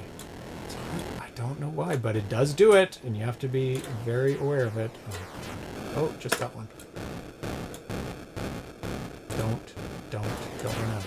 Don't run out. So I need to get spices. And it doesn't. And when it runs out, oh, I don't have a. And when it runs, like it disappears, he doesn't disappear with it. He goes after you. So he's like destroying it. Oh, yeah, that must be it, that there's a chance he'll destroy it, because normally when it runs out, he does disappear. Or it's a bug. But, Or it's a bug, yeah. But Undocumented it does code. make sense. It does make sense. Ah! It does make sense from a mechanic Oh, it'd be great. perspective It's like, oh, sometimes he destroys for it. him to sometimes, because both those things line up. Like, Yeah. it's going away quick and he doesn't disappear. It's a great mechanic, but it's... I mean, I don't have the manual for the game. All I saw was Maybe there isn't a manual. It didn't say that it comes with a manual, did it? No. Maybe I missed that. Maybe I thought for some. Go over there. Don't destroy it. Be a good worm. I'm watching you. It does seem like he either destroys it quick. That's what I was just gonna say. Yeah. So if he's on, I'm gonna watch that. If he's on it for a while, he'll never destroy it. But if he does destroy it, it's over. Right away. I'll just let him eat it. That's this. Because you can't put it down early, the thomper, because you don't know which direction he's coming from. And he'll just go after you. 7,000. Let's go. Okay. I You could have do it. beaten your score now. Oh, 8,000. I'm coming close. You're getting close to that point where you're going to be real mad. When he eats me, Yeah. when he destroys one that's right next to me, I will be very mad.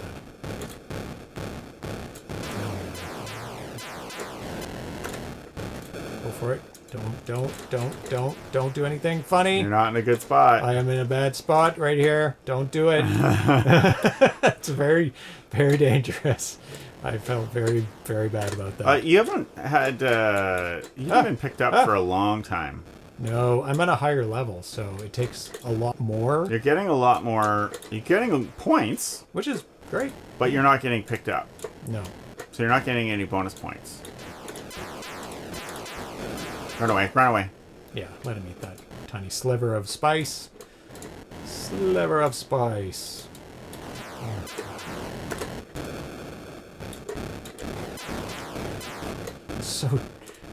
So dangerous. Perfect time. Yes. Don't destroy it. I'm ready to run. I am ready. I am ready to run. At least he doesn't go on diagonals. Oh, perfect. Nice. Go away. Go away. Go away. Go away.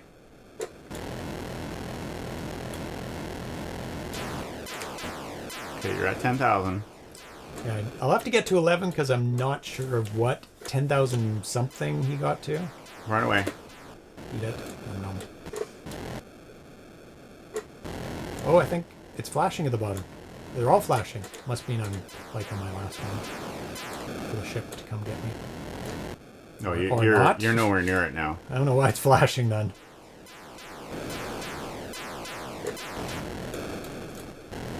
It's just angry at me. Maybe it's always flashing. I never noticed it.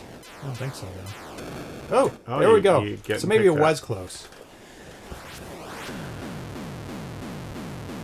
Well, there's 11. Yeah. Oh, nice. Oh, super bonus points for all the thumpers. Oh. That you bonus don't points for use Thumper. on the last one? Oh, okay. Whoa. Wonder if his proximity gets closer as the levels go up. It doesn't seem to. It's giving me good gimmies. Small ones, and he's far away. Like I've wrapped to an easy level. Look at this. This is like cakewalk. This is awesome. I think I broke the game. I think it's broken. Oh, there's a big one. Okay. But I've got thumpers. Eat it. Eat it. Eat it. Eat it. A little bit. Oh, no.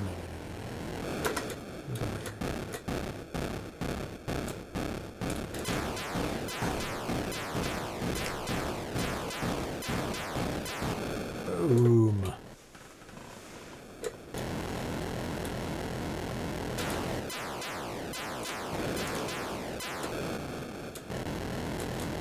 $12,000. Utter domination.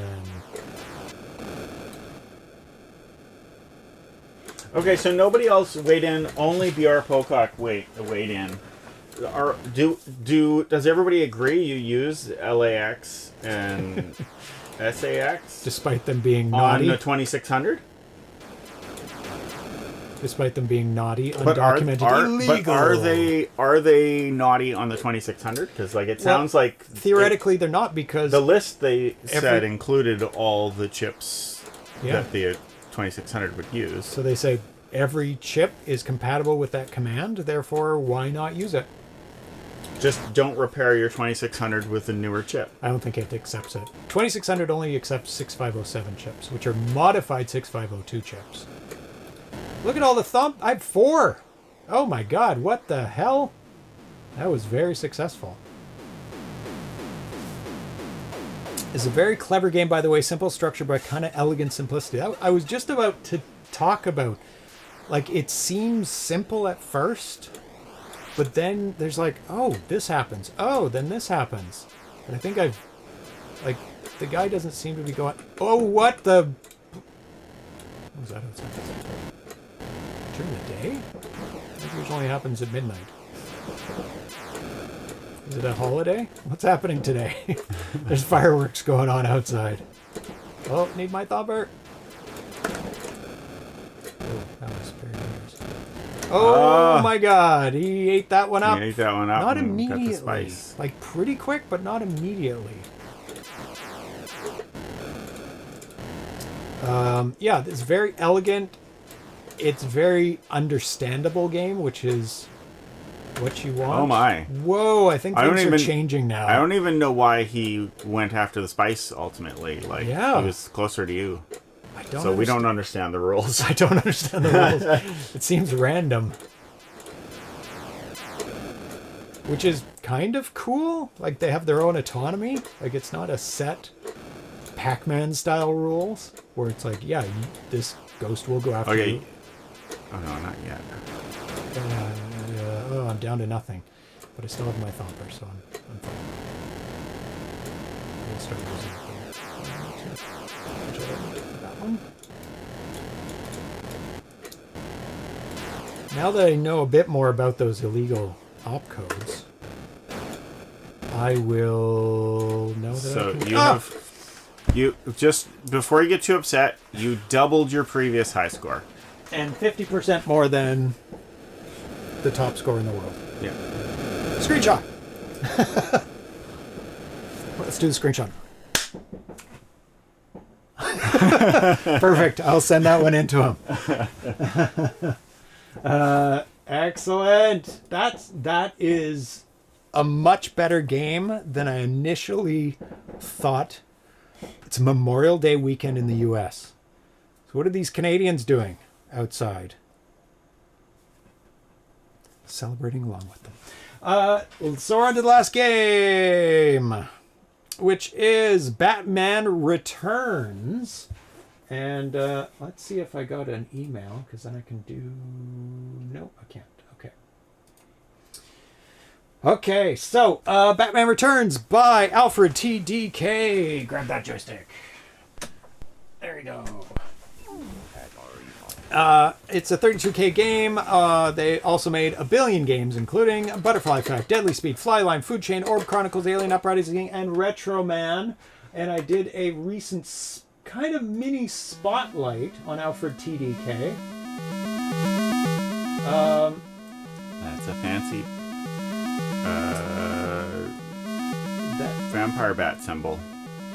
And it's really cool because it's one, floating. Bat symbol. Two, huge bat symbol.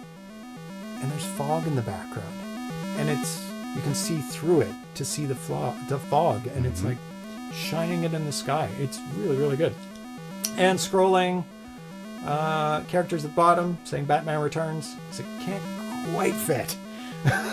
That's probably why they decided, I better scroll, because I can't quite fit it in the 48 pixels across the screen. Because they used as small a font as they possibly could. It's like 3 across, right? Yeah. 3 pixels across. That's the smallest font you can do. Okay. It says, you don't think you're going to win, do you?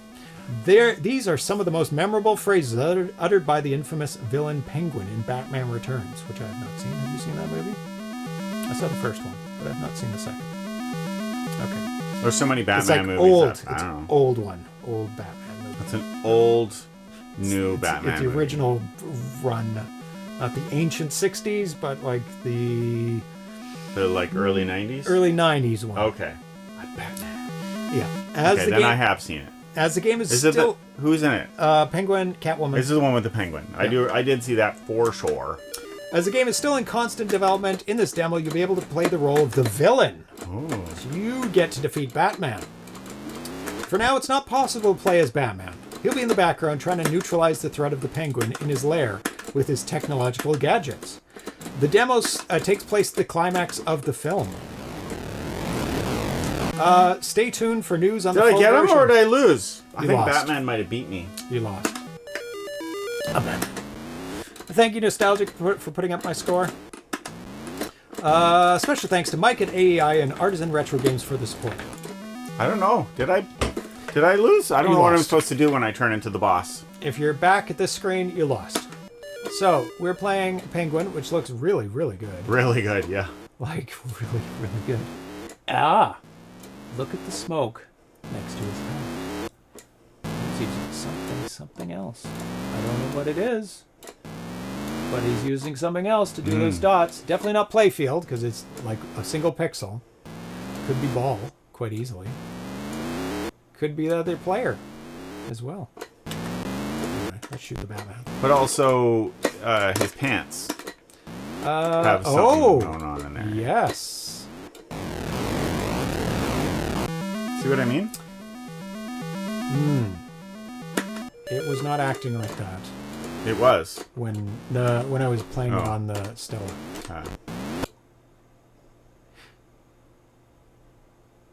That's a different screen. That's because I won. I beat the bat. I think there's a problem with the game. I think he got you, and that's you. Yeah, he got me. So that's when you lose. Right. That's because I won with the duck. I ducked him. Yes. Got down there and I ducked the bat. You can also lose if he hits you with his bullet while the duck's going down and you can't move. Yeah, it's possible, that's not what happened. but the penguin's over in the corner. Yeah. Oh, he shot me. When I'm playing it in Stella and the duck gets him, it just repeats. It doesn't go to this screen. It goes back to play again. So there's something that's missing. Oh my god. The penguin looks amazing. Yeah, the duck is very good for playfield. Like just using playfield to do the duck. Or it's not playfield. Yeah, it's glitching. Oh, is that why it's flashing when it's down going past the penguin? Because it's player? It's missile and using the penguin's missile. Ah. Yeah. That's why it's taking on the color of the penguin. If it was an actual second graphic of the player 0, it would be flashing. But it is flashing when it comes down. See, it's flashing there. And then It is using... Oh, the duck, yes. and then it flashes again when it's beside Batman. But it stops flashing just for a second between the penguin and Batman. Yes, it is using player 0. Let's assume Penguin's using player 0 as well. And it's using quad size. So it's going stretch. So you can use quad size. Now, what he could do is set it to player 1. And when it goes past the penguin, it wouldn't flicker.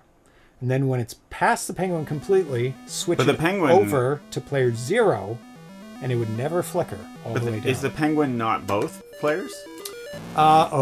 He might be using both players to do those colors. No, I don't think he needs to, but I think But it's more than... It's like an 8. It's more than 8 wide, though. I don't And think he doesn't look double wide, does it? Like, do you think he's more than 8 wide? yeah. He does. He's He really is. wide. Yeah, he is really wide. Let's put him... And Batman's more, like, wide, No, I too. don't think he is. See, those are playfield beneath me. And he doesn't extend past it. So that's 4-4, and he's exactly 8 wide. So he could be using... But is it... and he's got 2 colors on the same line. But he could be using You the ball. mean he's not more than... Watch him. Me line up with the playfield. Each pixel of the playfield is 4 wide, and he's occupying 2 of them. Therefore, he's 8 wide. He could be using the ball to fill in the colors for the smoke, the eye, And for the pants. the pants, the middle between his arms. And it's his... whatever that cigar coming out of his mouth is. Yeah. But there's one thing for sure. When the duck goes past him, they're both the same player character. Yeah. And when the duck gets down to the Batman, does it he flicker flashes, as well? It only stops flashing for that brief second between the two. That's it. what, like, watch, see? Oh, so Yeah. then he probably is using both players Yeah. to draw Both of them, yeah. to draw the penguin. Yeah. And And the Batman, too. I don't know why he would use both for Batman. But Batman's cape goes out. I don't know. oh, does he? Let's see. No, he's still only 8 wide. So realistically, the duck should be the opposite one of Batman. So at least he would save the flashing when it gets down to the Batman. But it does flash on Batman. See, it sort of stops for a second, and just for like a frame or two. Yeah. Or, anyways. I thought the duck was a wide player when it was in motion. Because it's on top of the background at the playfield at the top. I think it's always.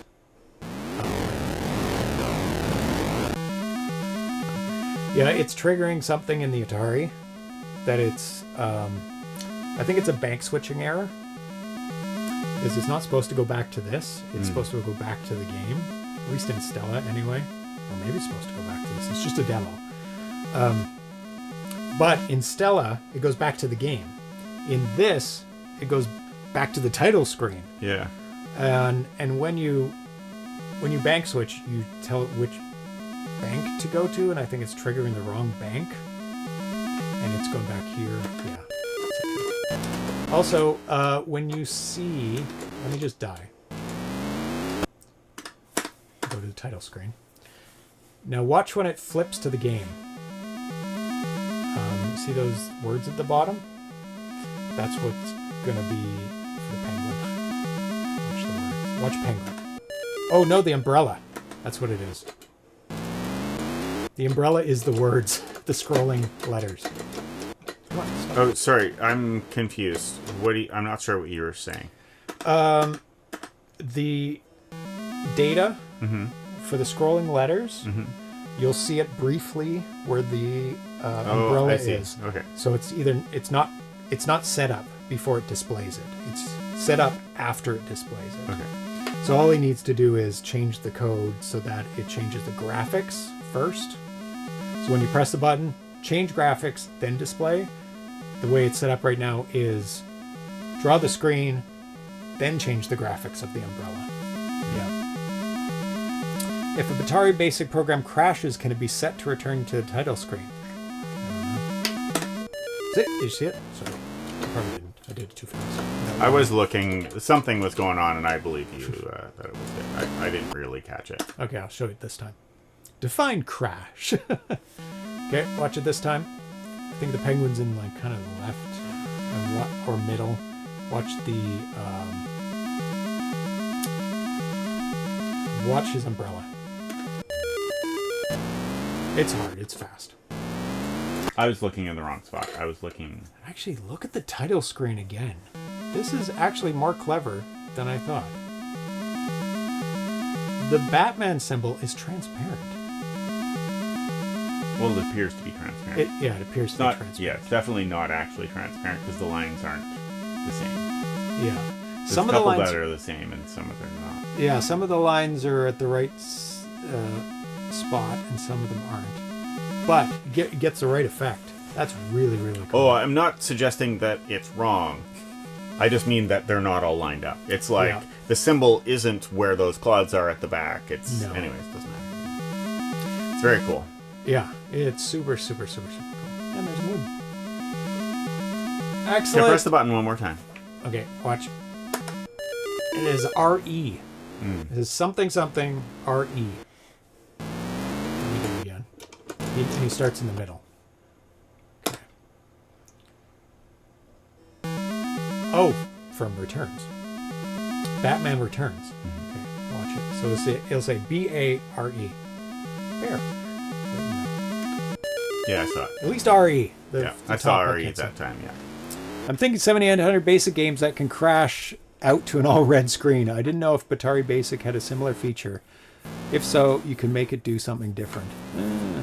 Most surprising thing on the title card to me is that's an asymmetrical and overlaps the moon. Oh, wait a second. What's that? It does overlap the moon. It's not asymmetrical. It is asymmetrical. I was thinking it was left and right exactly the same, but there's a middle piece. It is not the same. It's not a mirror because there's one playfield, single playfield in the middle. The moon is pretty far to the right, so there might be just enough time to include. I mean, this is a DPC game, DPC Plus game, so he has more to work with. But yeah, that is very impressive. Very impressive. Atari Basic has built-in kernels for you to use. So basically, you load up, you get your data ready, and you just invoke the kernel. So it's already pre-written for you. So you're like, I need an asymmetrical playfield mirrored, and it'll just have it ready for you, and it'll tell you what data it needs, if I'm guessing right, because I've never used Atari Basic. Darcy and I are both programming in assembly. Hardcore. No, like Atari Basic can save you a lot of time if you like, because it has so much built-in stuff. So if you don't need your own kernel, and even in Atari Basic, you can make your own kernel. If it doesn't have one that if what you want isn't there. Yeah, you just use Basic and just write your own kernel. Super handy. Okay. Think we're done this game. Very good start. There is actually another thing that was posted for another level that's coming up in the game. So let me show you that.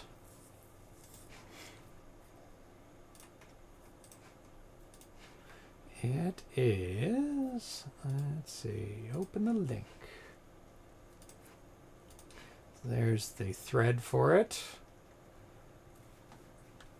Oh, he hasn't quite done that yet. Because I think it's just the penguin so far, right? And it says you didn't think you would win at the bottom scrolls by. Oh, yeah, so he's changed his... Yeah, not in smoke. Changed his plan. So here is a future level with Catwoman. She's got a cat, which is always welcome in games. And it looks like she's doing backflips, I guess, flipping around across the screen. She's got some sort of weapon. She leaves it behind when she moves. Cat is... Yeah. So the weapon position doesn't change, but she does. Hi. See, there's a cat in that game? Yeah. Do you like cats in games? I'm a cat. People made I like games. People made a game with you in it. I like games where there's food in the game and I eat the food. There is. Somebody made a treat bell game. Oh my god. We're going to take a look at the new version on Tuesday. Oh my goodness. Yes, we are. Oh my goodness. I can't even wait. Is it Tuesday now? What's a Tuesday? There we go. How do I get on it? Oh, it's not Tuesday. I want to get on it now. I need the Tuesday now. You said on a Tuesday. I would like to be on Tuesday now. Where's Tuesday? I'm going to get on it. I'm so good at getting on stuff. I'm going to tax that Tuesday. Let's see what's coming up in the show. Next episode, we're going to be taking a look at Treats to Cats. Kind of a game, kind of a demo. It is on the 2600, and it's the Bell game. Somebody made the Bell game into a game that you can't play. You watch, because really, you don't control the cats in real life. Why would you control them in a game? That's exactly right. We might be taking a look at Maisie 2. Might look at the 7800 version. Might look at the 8-bit. Might look at the 5200 version. Oh, I didn't talk about my 5200 roller trackball. So I bought the well, let's finish this off. We have to play After Dark very, very soon because the end of the month it's time up, so we have to put in some scores there. Hopefully I'll do just as well as I did in the Dune game. But I doubt it because there's some pretty good people out there playing Dragon Keep, racking up some scores. Very soon, it may not be by the end of the month. I did put a 5 there. We're going to be interviewing John Champeau for his Spiders arcade game. It'll be finished. And actually, I got a notification today. Where is it? Where is it? Let me just switch away from this for a second. That John's game is now available for pre-order. Avalanche through Atari. Look at that.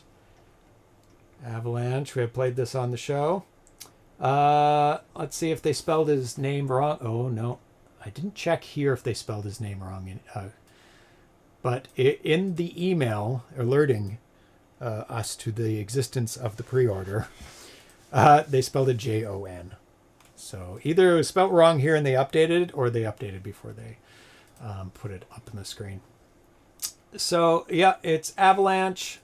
We have played it on the show. It has been out before, but now it has wider release for the Atari. If you like Kaboom, I always forget the name of that, then you'll probably like Avalanche. It's high action, catch the things falling from the top of the screen. Let's try and make it so we can... Oh, I've zoomed in. That's why I'm not seeing everything. There we go. What? Funny. So, like in Kaboom, catch things falling from the top. This was an actual arcade game back in the day called Avalanche. And Kaboom was a copy of Avalanche by Activision. A tribute, let's say. But this is mirroring the original game. It's hella hard. So if you're good at Kaboom, I recommend it. And if you like Kaboom, because as that row falls, the first row, you get that width of thing to catch it with. But as the levels go up and the rocks go up, the width of your thing gets smaller and smaller, and it kicks my ass on the last levels because it's really tiny. Super hard. But there you go. So if you don't have that game already on cartridge, it'll be available for the 2600 through Atari soon. So let's go back to this. Yeah, we're going to be doing the 30th anniversary of Atari 2600 homebrews. So post-retail life, the first game released was in 1995. So it's been 30 years since the very first homebrew game. Some people gave me some pushback on what homebrew is. There's many definitions because they say it's the first person to put out a game that's not part of a company that put their own game out, and they put it out through mail order. So therefore it's a homebrew back during the retail life of the system. I'm like, sure. I mean, that's the definition of homebrew, is somebody making their own game. Yep. But we'll be celebrating the 30th anniversary of the post-retail life of homebrew, because there was quite a gap. Yeah. Between the original stuff and when homebrew came out.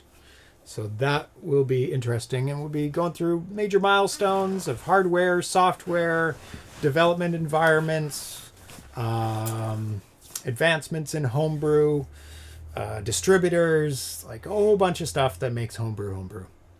And yeah, we've almost been around for a third of the life of homebrew, the show, which is hard to believe that been around that long. So. I saw something somewhere saying that... Oh, it did. I don't know if it said what date it was. Maisie 2 is an Inufeudo game. Sorry. Pac-Man. Yes, yesterday was the 45th anniversary of Pac-Man. It was released May 22nd, 1980. And that's what our retro game night is going to be about. Pac-Man this year. Maybe you saw me invite you. I did see it. And yet, You did not accept. I have not. I have to check my account. I'll check it right now. Oh, to see if you're doing something. I mean, it's 6 months in November is advance. Hey, let me tell you. I have many times told people, I'm sorry, I schedule. can't make it. I told James 8 months ago that I would go to this event. So, I'm sorry, but you need to plan further than 8 months ahead if you want to jump the queue from James. Hence why I plan things 8 months in advance.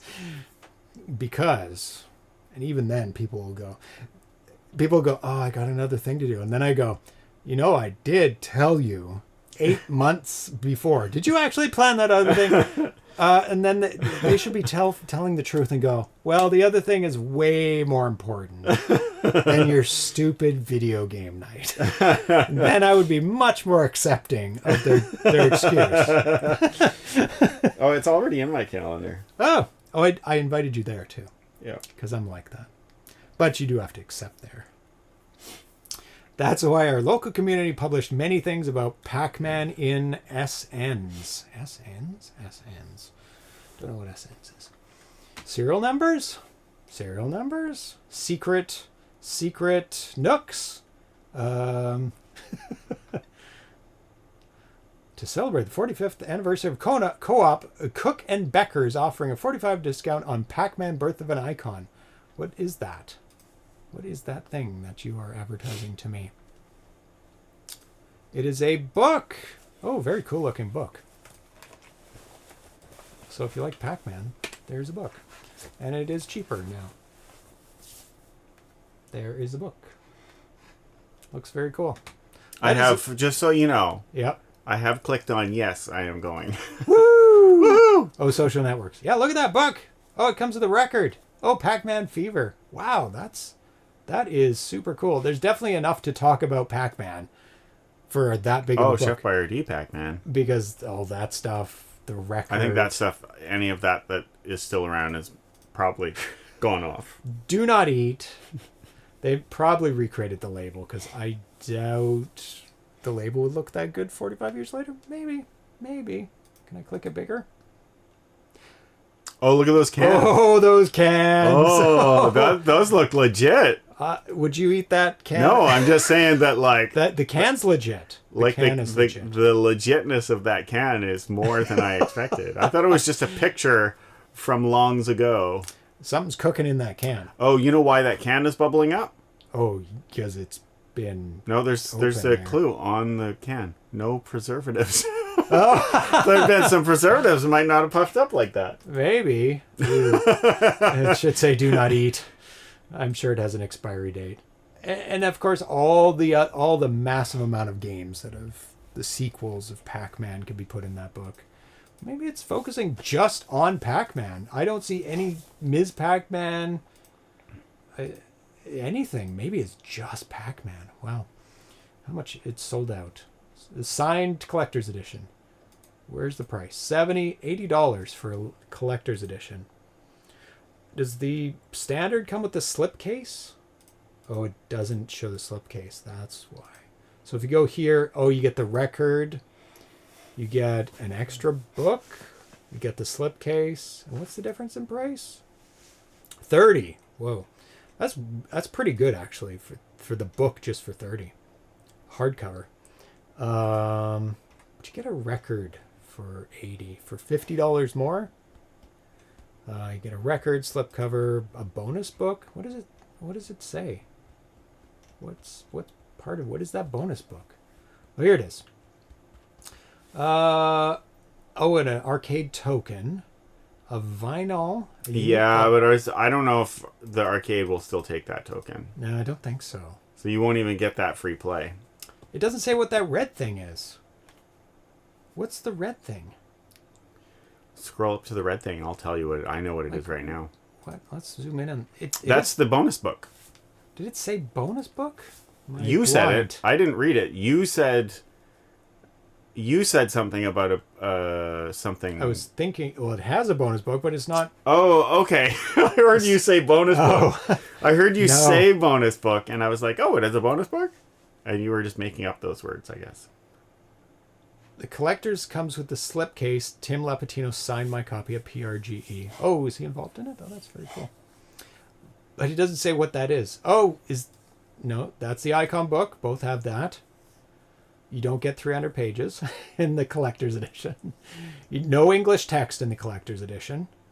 No hardcover dust jacket in the collector's edition. And no fascinating bonus text. I think these are backwards. Contains a fascinating bonus text. Maybe that's the book. I think these are backwards.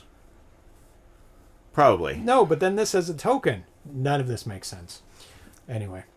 So Esmer says it's a good book. Very cool. Nice. Also, there's only 60 of them. And they're sold out, so you can't get them. No, that's a signed one. That's Okay, there's 2,000 of the limited edition one. Okay. Yeah, and it doesn't say how much it was. So did you? Which one It's did you fire. get, Mr. Ramirez? You got the signed, not signed, and you got it signed after. That's how you save money. There you go. Well, it's worth more. Yeah, If because it's not a. It's a Well, no, if you get it signed after. Oh, but is it signed by the same person? Yeah, probably. No, it says it's signed by. No, it's not. Turo Iwatani. Yeah, Toru the creator Iwatani. of Pac-Man. Yeah, so. But collectors, and then had him sign at PRG. Yeah. So what does Tim Lapatino have to do with this? I didn't see his name. Tim. Oh, there we go. A book is written by Arjan Terpstra and Tim Lapatino and made in close conjunction with Bandai Namco. Okay, so the creator of Pac-Man had nothing to do with the book directly. Except signing it. Except signing it. Okay. Very cool. So you got the collectors, not the signed collectors, but the collectors. So you got one. You got a signature that's not in the signed collectors. Cool. That's right. Cool. So for all the people who are hanging around, you get a bonus story about my trackball. Oh, yes. 5200 remember to trackball. tell us about the trackball.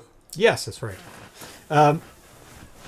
So you can see my 5200 is on the shelf of consoles there, the active shelf. All the inactives are right beside it.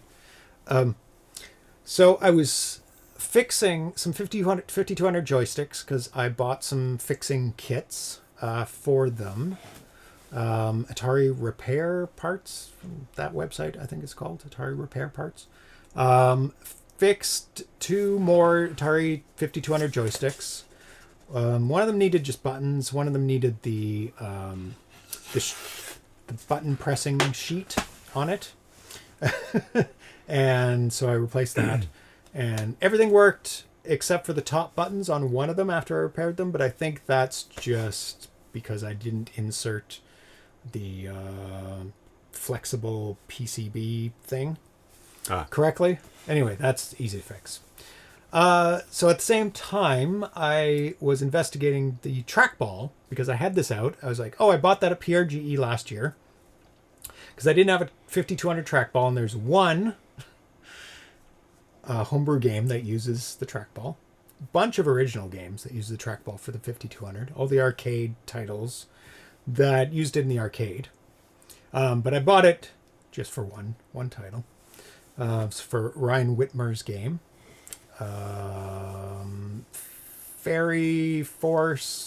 Fantasy Fairy Force game. Can't remember the title of it.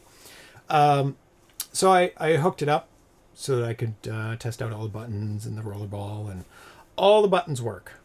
All of them work. All the start, reset, the 1 through 9, Magical Fairy Force. There it is. The rollerball left and right work. Rollerball up and down does not work at all. Nothing. So I took it apart, and it is an encoder spinner wheel. So it has holes in it. So it goes.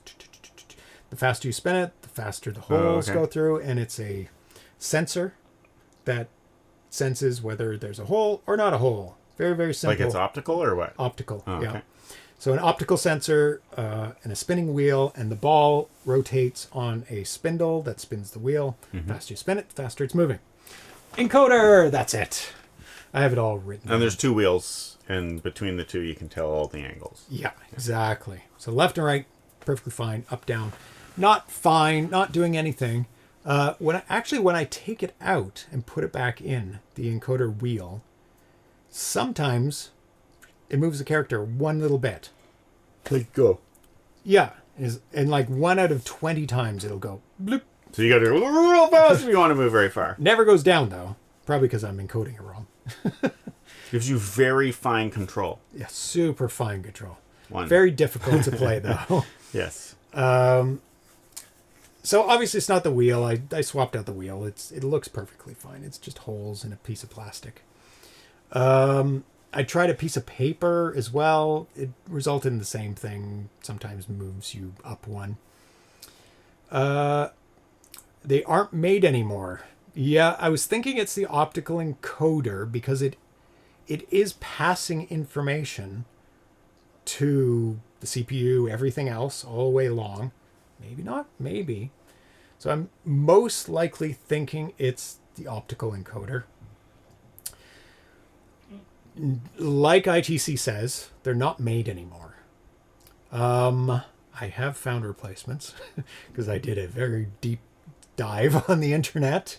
There's not new replacements, but there are old stock replacements. Shipping to Canada is brutal punch in the gut for everywhere that I've found. It's nasty. It costs more than the encoder. Let's say, and the thing is that small. It's super tiny, but you have to have the exact like pins. There's lots of encoders, but you have to have pins.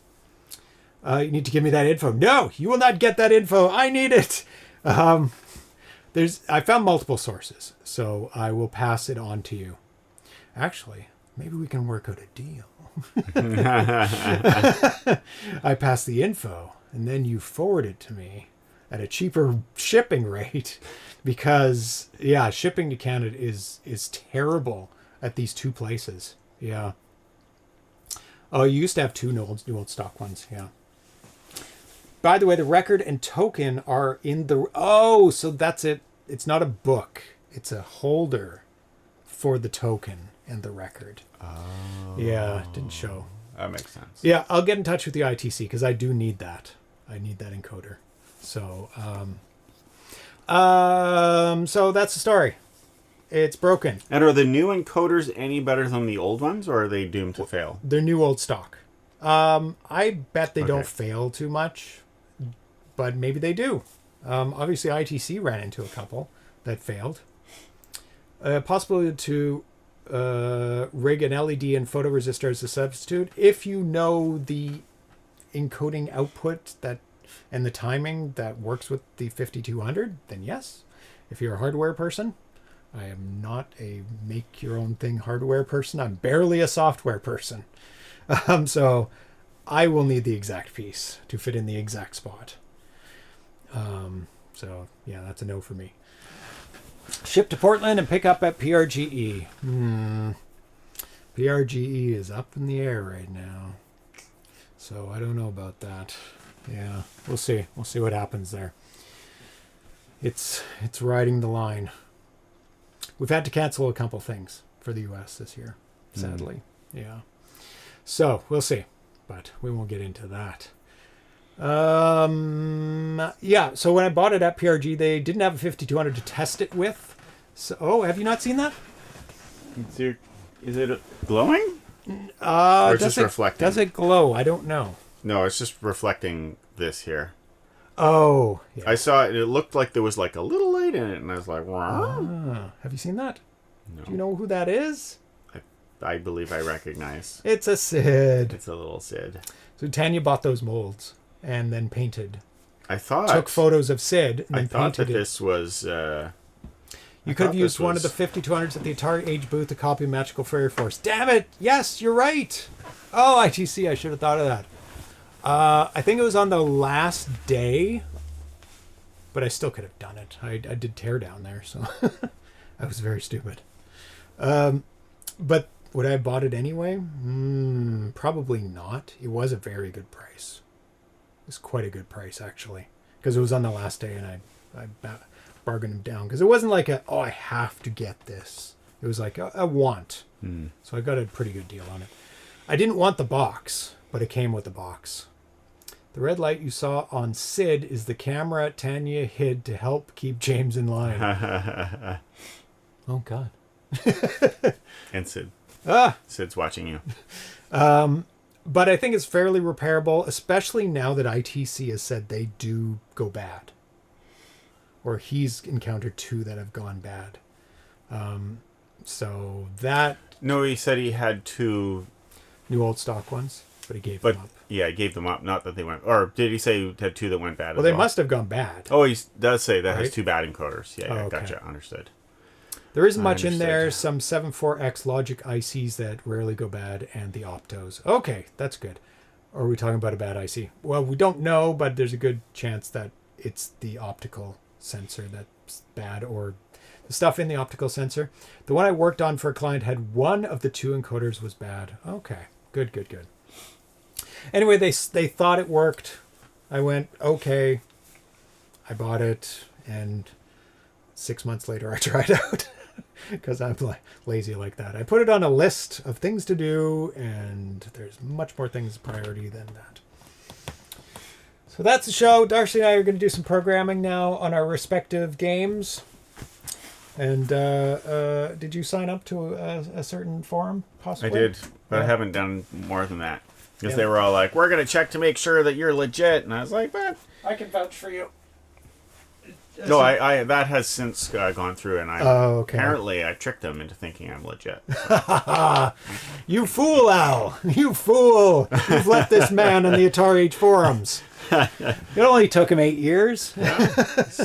But now he's got reason. 8 more years, and I'll make a post. You'll be bombarded with questions soon that I can't answer. Because if I can't answer them, then he might be asking you guys out there. Well, you're very welcome. Glad you enjoyed the games. We had a lot of fun with the games today. We'll be back on Tuesday. What day is Tuesday? 27th. So, yeah. We'll be doing some After Dark soon, at least for that contest. So thanks for hanging out with us on a Friday. Oh, did you sign up for Discord? Do you use Discord for anything? Oh, yeah. Oh, okay. There's an Atari Age Discord. It's very active. There's programmers in there. You can get instant information, because that might be a better place if you need it and you're like actively programming. I'm like, I can't figure this thing out. Is Discord worth it? Yeah, I'm on Discord. It's fun. You get to say stupid stuff, and people say stupid stuff back to you. And it links up with Atari, Atari Age forum. So it automatically links your name to the Atari Age Discord, and specifically a homebrew channel in that Discord where they actually talk in code, and I'm always confused. Yeah, that's where I usually hang out, is in the homebrew channel of the Atari Age Discord. I feel it's a helpful co-working vibe. It is. It's very, very helpful. And I have learned things from it. It's excellent. So thanks for hanging out with us. BR Pocock, ITC, Vitoko, S. Ramirez, Splendid Nut, Nostalgic, Vitoko, Dan AVC, who else is Thomas, and thank you so much for that helpful hint. I will be now using what are they called now? Those sub oh my god, subroutines. Excellent. So they're little labels that only get used inside a subroutine. That means you can use them over and over, because it's like you have a subroutine, you have a label called add cat, if you want to add a cat to the screen. And then you can say, but before I would have to do add cat end, add cat loop, because there would be other routines that I would have loops in, and I'd have to go blah, blah, blah, loop, blah, blah, blah, loop. But now, with that, I can just call it dot loop, and use dot loop again on another one, and dot loop again. I don't have to worry about it conflicting with another one when I'm branching to it or jumping to it. And did you get an answer to the question that you had about that? I did. You put subroutine beside the label, Okay. and then inside that you can just use the dot, and then you can jump to it. You can branch to it within that. But as soon as you go outside of that, you can't jump to it. It's not a global label; it's a local label. Right. Super helpful. And it only works, but it only works if you're doing a subroutine, not. You have to put subroutine beside the label, and that'll declare this thing is where you can use it. Okay. Zan. Who else? Anybody? Bueller? I think that's it. Thanks for hanging out and chatting with us. And we will be back on Tuesday. So have a great weekend. Maybe we'll do an After Dark. See you on Tuesday. Bye-bye.